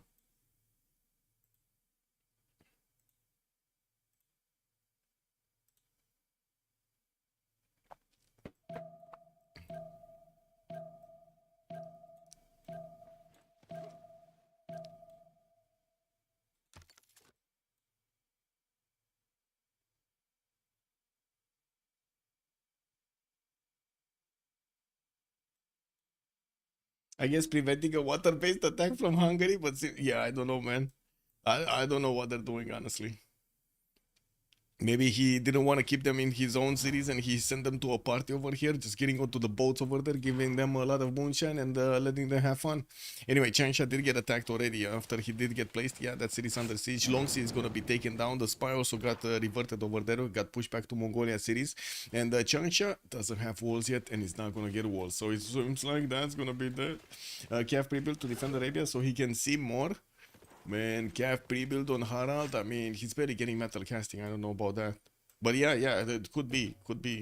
Yeah, we do have field cannons upgraded from Hungary, and he will get the ability to go against Mongolia. So, okay, so Mongolias are gonna take out China, and then the Hungaries are gonna take out the Hungary is gonna take out both Mongolias. Got it. This is looking like the dynamic here. GGG is 1700 military strength. And most of his military right now is deployed towards the north, getting a few more of these black armies and working on his military science to allow him to get the Hussar attack. Right now his black armies still do double shot the Kesheks, and I'm pretty sure when he's gonna get to upgrade into Hussars, he's gonna start one-shotting the Kesheks. We're also going to need to see if Distoria is going to manage to stop this attack from happening. Nairin already has his units crossing the rivers over here in the floodplains, and will have a very fast resupply line because of his military engineer getting this road done. The Kesheks barely do any damage. Like, even if the cuirassier is in floodplains, which is gonna put a penalty on it of -2, it doesn't do any damage, man. Look at that. It still has. It will get a promotion. It's gonna shake that off. There we go. He just got a promotion. 0 damage. He just shook it off. They do the chilling, the billing, and the meditation dealing. Yeah, they're doing it. Yeah. Corps of hussars are gonna roll through them fast. Yes, I would imagine also Norway is gonna have a major problem defending against this. Major problem. Oh. Secure Golden Age for Gitarja, secure Golden Age for Matthias Corvinus, 89. Yeah, that's exactly what he needs. So we do have reformed the coinage possible on 2 of the members, and exactly the ones that are trading through the water with so many trade routes. Amazing. Kilva Kizvani also did get finished over here on Hungary. We do have a spy from Mongolia starting to be deployed in Shekes Fervar. And we're gonna need to see all of the upgrades right now. Only 65 gold, man. They make so much gold. Look how much gold he has. GGG has 1700 gold, while his opponents are barely together gonna have like 400 something. And it looks like they didn't actually reload before Mr. Toast. It does seem like unfortunately it didn't get stabilized in time. We do have more universities coming around from him with 345 science and 211 points of culture here on Gitarja. Dark Age Zulu. Yeah, dark. Oh my God, he's even in a dark. He's even gonna get a Dark Age bonus. No, is he plugging in the card? Because to be honest, like he's already having way more damage than Mongolia can actually withstand. The story is trying to get gunpowder in 2 turns. I think he did get to calves, right? He did get to military science, but he doesn't have units to upgrade in his cities. He's gonna need to hard build them. Okay, Jiaodong is soon gonna get attacked by the Mongolian troops, while we do have Zulu just cleaning up the main cities of Mongolia by that time. More cuirassier armies and also corsair armies are getting built. I do see also encampment training projects coming out from Zulu here. Jose de San Martin is going to be the next general with 44 great general points a turn. We also do have Leonardo da Vinci managed to get picked by Mr. Toes, while I do see he did get his Sun for that free ironclad. We do have him with Pi Sheng. And yeah, Ib Khaldun, just beautiful. And I want to see this. Oh my God, he did drop to 200 science. He dropped to 228 science, Alexis Kramp. And look at the goal per turn. It's just not having enough goal per turn. And he's also getting invaded by one of his allies over here, Liege. For some reason, he's sending a lot of units to part in the Arabian territory. They're mixing their culture. That's what they're doing, man. They're mixing the culture. Okay, Hussar Corps upgraded from JJJ. We do have them indeed. One-shotting the units of his opponent here. Two-shotting the Knights of Norway and one-shotting the Kesheks of Mongolia. Okay. These attacks are going to go through quite fast. Actually, quite fast. How strong are the Zulu cuirassiers? Oh, let me finish this and then we'll see. Oh, recon. Okay.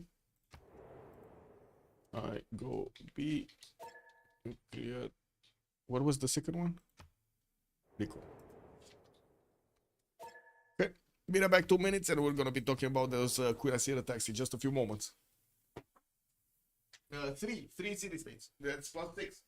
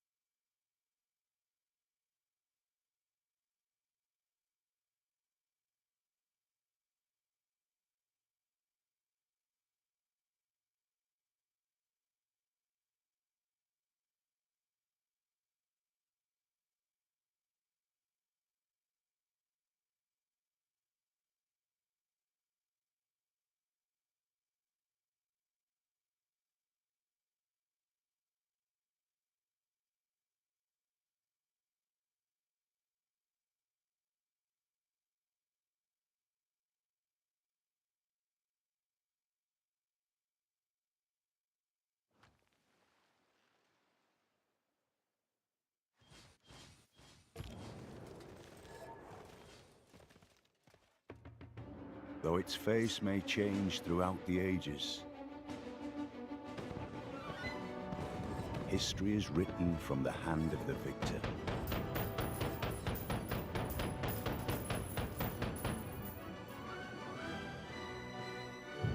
By your actions this day, you ensure our people a glorious tomorrow.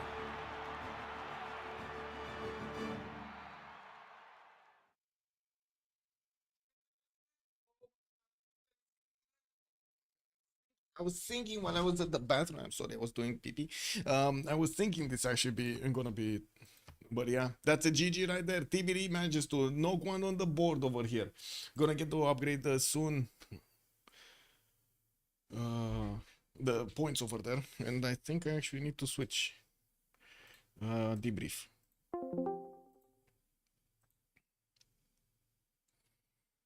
I don't know if I can hear and you can hear. Give me a sec. Let me see. Okay, that should be fine. And I think you can hear it too, hopefully.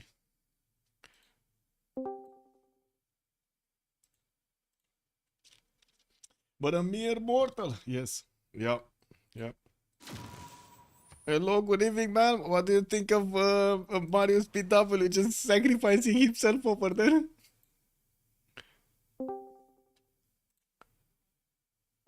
Wait. Oh, they're not hitting me. Oh, GG, well played.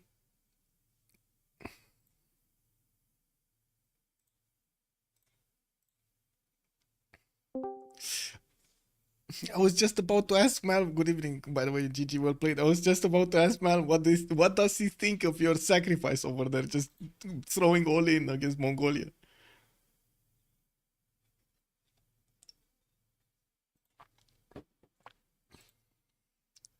Yeah, yeah. I know. To be honest, Lich kind of got derailed by territory there. I don't know. We just didn't have cities. Yeah.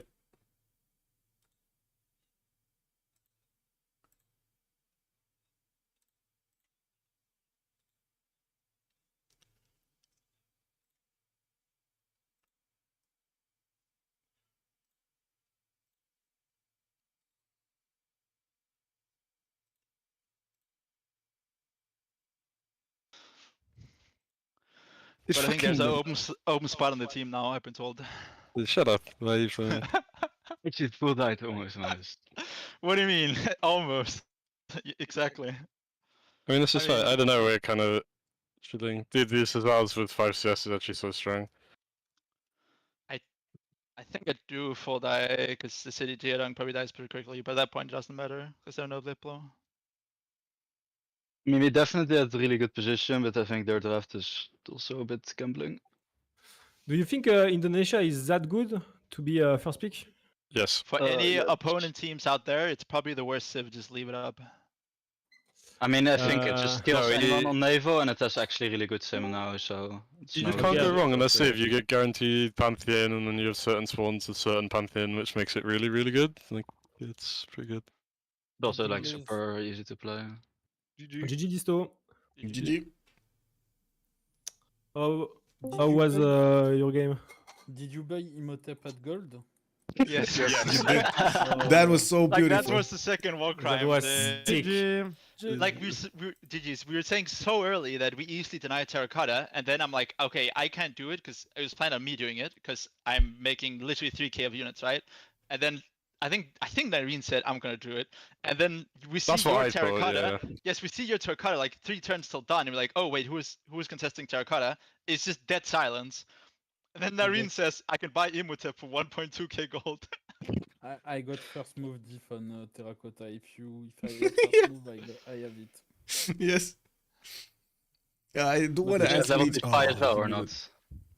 Maybe somebody Would you have level knows. to spy or not? Because you need to promote spy as well, right? Yeah, And that was the problem also. Yeah, But you know, if I'm playing against someone that is a bit desync, like Alex here, I don't know, it's free.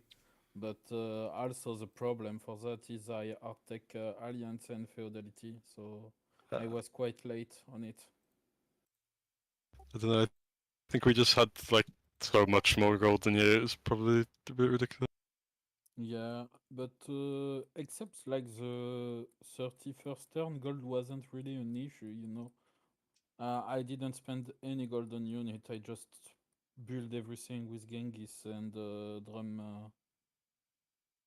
Drum, it's okay, but also I lose like free spy, I think. Yo, did he? I didn't see. Yeah. I How didn't did do you any lose them? spies. If you were running mission, it was it didn't die. I lose one on Hungary, one on Zulu got captured, and one escape, but didn't promote. Ah putain, mais je suis un gros bouffe, j'ai oublié d'acheter un putain d'apôtre pour mon opus 5. Ah. J'ai Hello to complètement you, oublié le bonus de I don't massive. think they speak French. Ah, j'ai complètement Alexis is oublié. saying that he didn't buy Apostle for Oh the 5. putain, je suis tellement habitué à l'autre rapide, j'ai oublié ça. Bon, j'ai envie de me man. I travailler. 100% He agree with mad, that. bro. Yeah, we agree Mm. with Alexis. Whatever he said. I just say that I want to kill myself because I totally forget the Arabia passive no. with +5 and didn't invest any face into an apostle for +5 for all the Then- game. Then we cannot agree with you. Huh. You need to stay alive, Alexis. Stay alive, man. I totally forget. Stay alive and be better on the return match. I'm sorry. I'm sorry. Did Does anybody you know guys what know I was liege- coming, by the way, from Chinguetti, or did you think I was going into Mongolia? I mean, at this point, we were reading the game because we smelled the game really badly, and we chose to. I mean, Yeah, I chose to read a bit Gomi lay ministry instead of chapel. Does anybody know what Liege's horses are doing in Arabia's territory? Like he sent like half of his army. He has like half of his army going through Arabia. I don't know if he sent them He's to trying party. to defend him From who? from Hungary. Hmm? Because the call was that we just full grid and try the deploy. It was the only out left. Oh, of I Kill see. China. I see. Okay. Yeah, but then Zulu happened. And Hussars will happen. Yeah. I Yeah, don't know about no the gold monastic. for we the probably lose, Wonderlights. but it was the only out at this point, so we are trying that. Yeah, And Yeah, makes sense. that's why we try conquest. You know, you never know what happened. Yeah, fair enough. Thanks again. Yeah, see you. Yep. GG, well played. Congratulations. Bye. Yeah, we should have. And there we have it. We did have TBD managing to get another one win on the board. I'm not sure if it's the second one. I'm gonna double check. I'm gonna upgrade the numbers immediately over there to see where we're standing after this Saturday. Have a great evening, everybody. And is there anybody actually else playing or and streaming? Is there any other game right now on that keeps on going? Let me actually see. Maybe we can send you to another one of the streamers. No, I think all of the games finished actually very quick. Okay, very quick. Anyway, we're gonna need to see what happens in the tomorrow. We do have another game. At 1700 GMT actually, Battery Full Judge Builders is gonna take the flag. Have a great evening, everybody. Thank you so much for the subs and much appreciated also for the follows. I do hope we're gonna see each other in the next streams, and hopefully I'm gonna have my sound fixed. So I'm gonna let you hear my last song, and in the meantime, have a great evening. Have a great Saturday. Bye bye.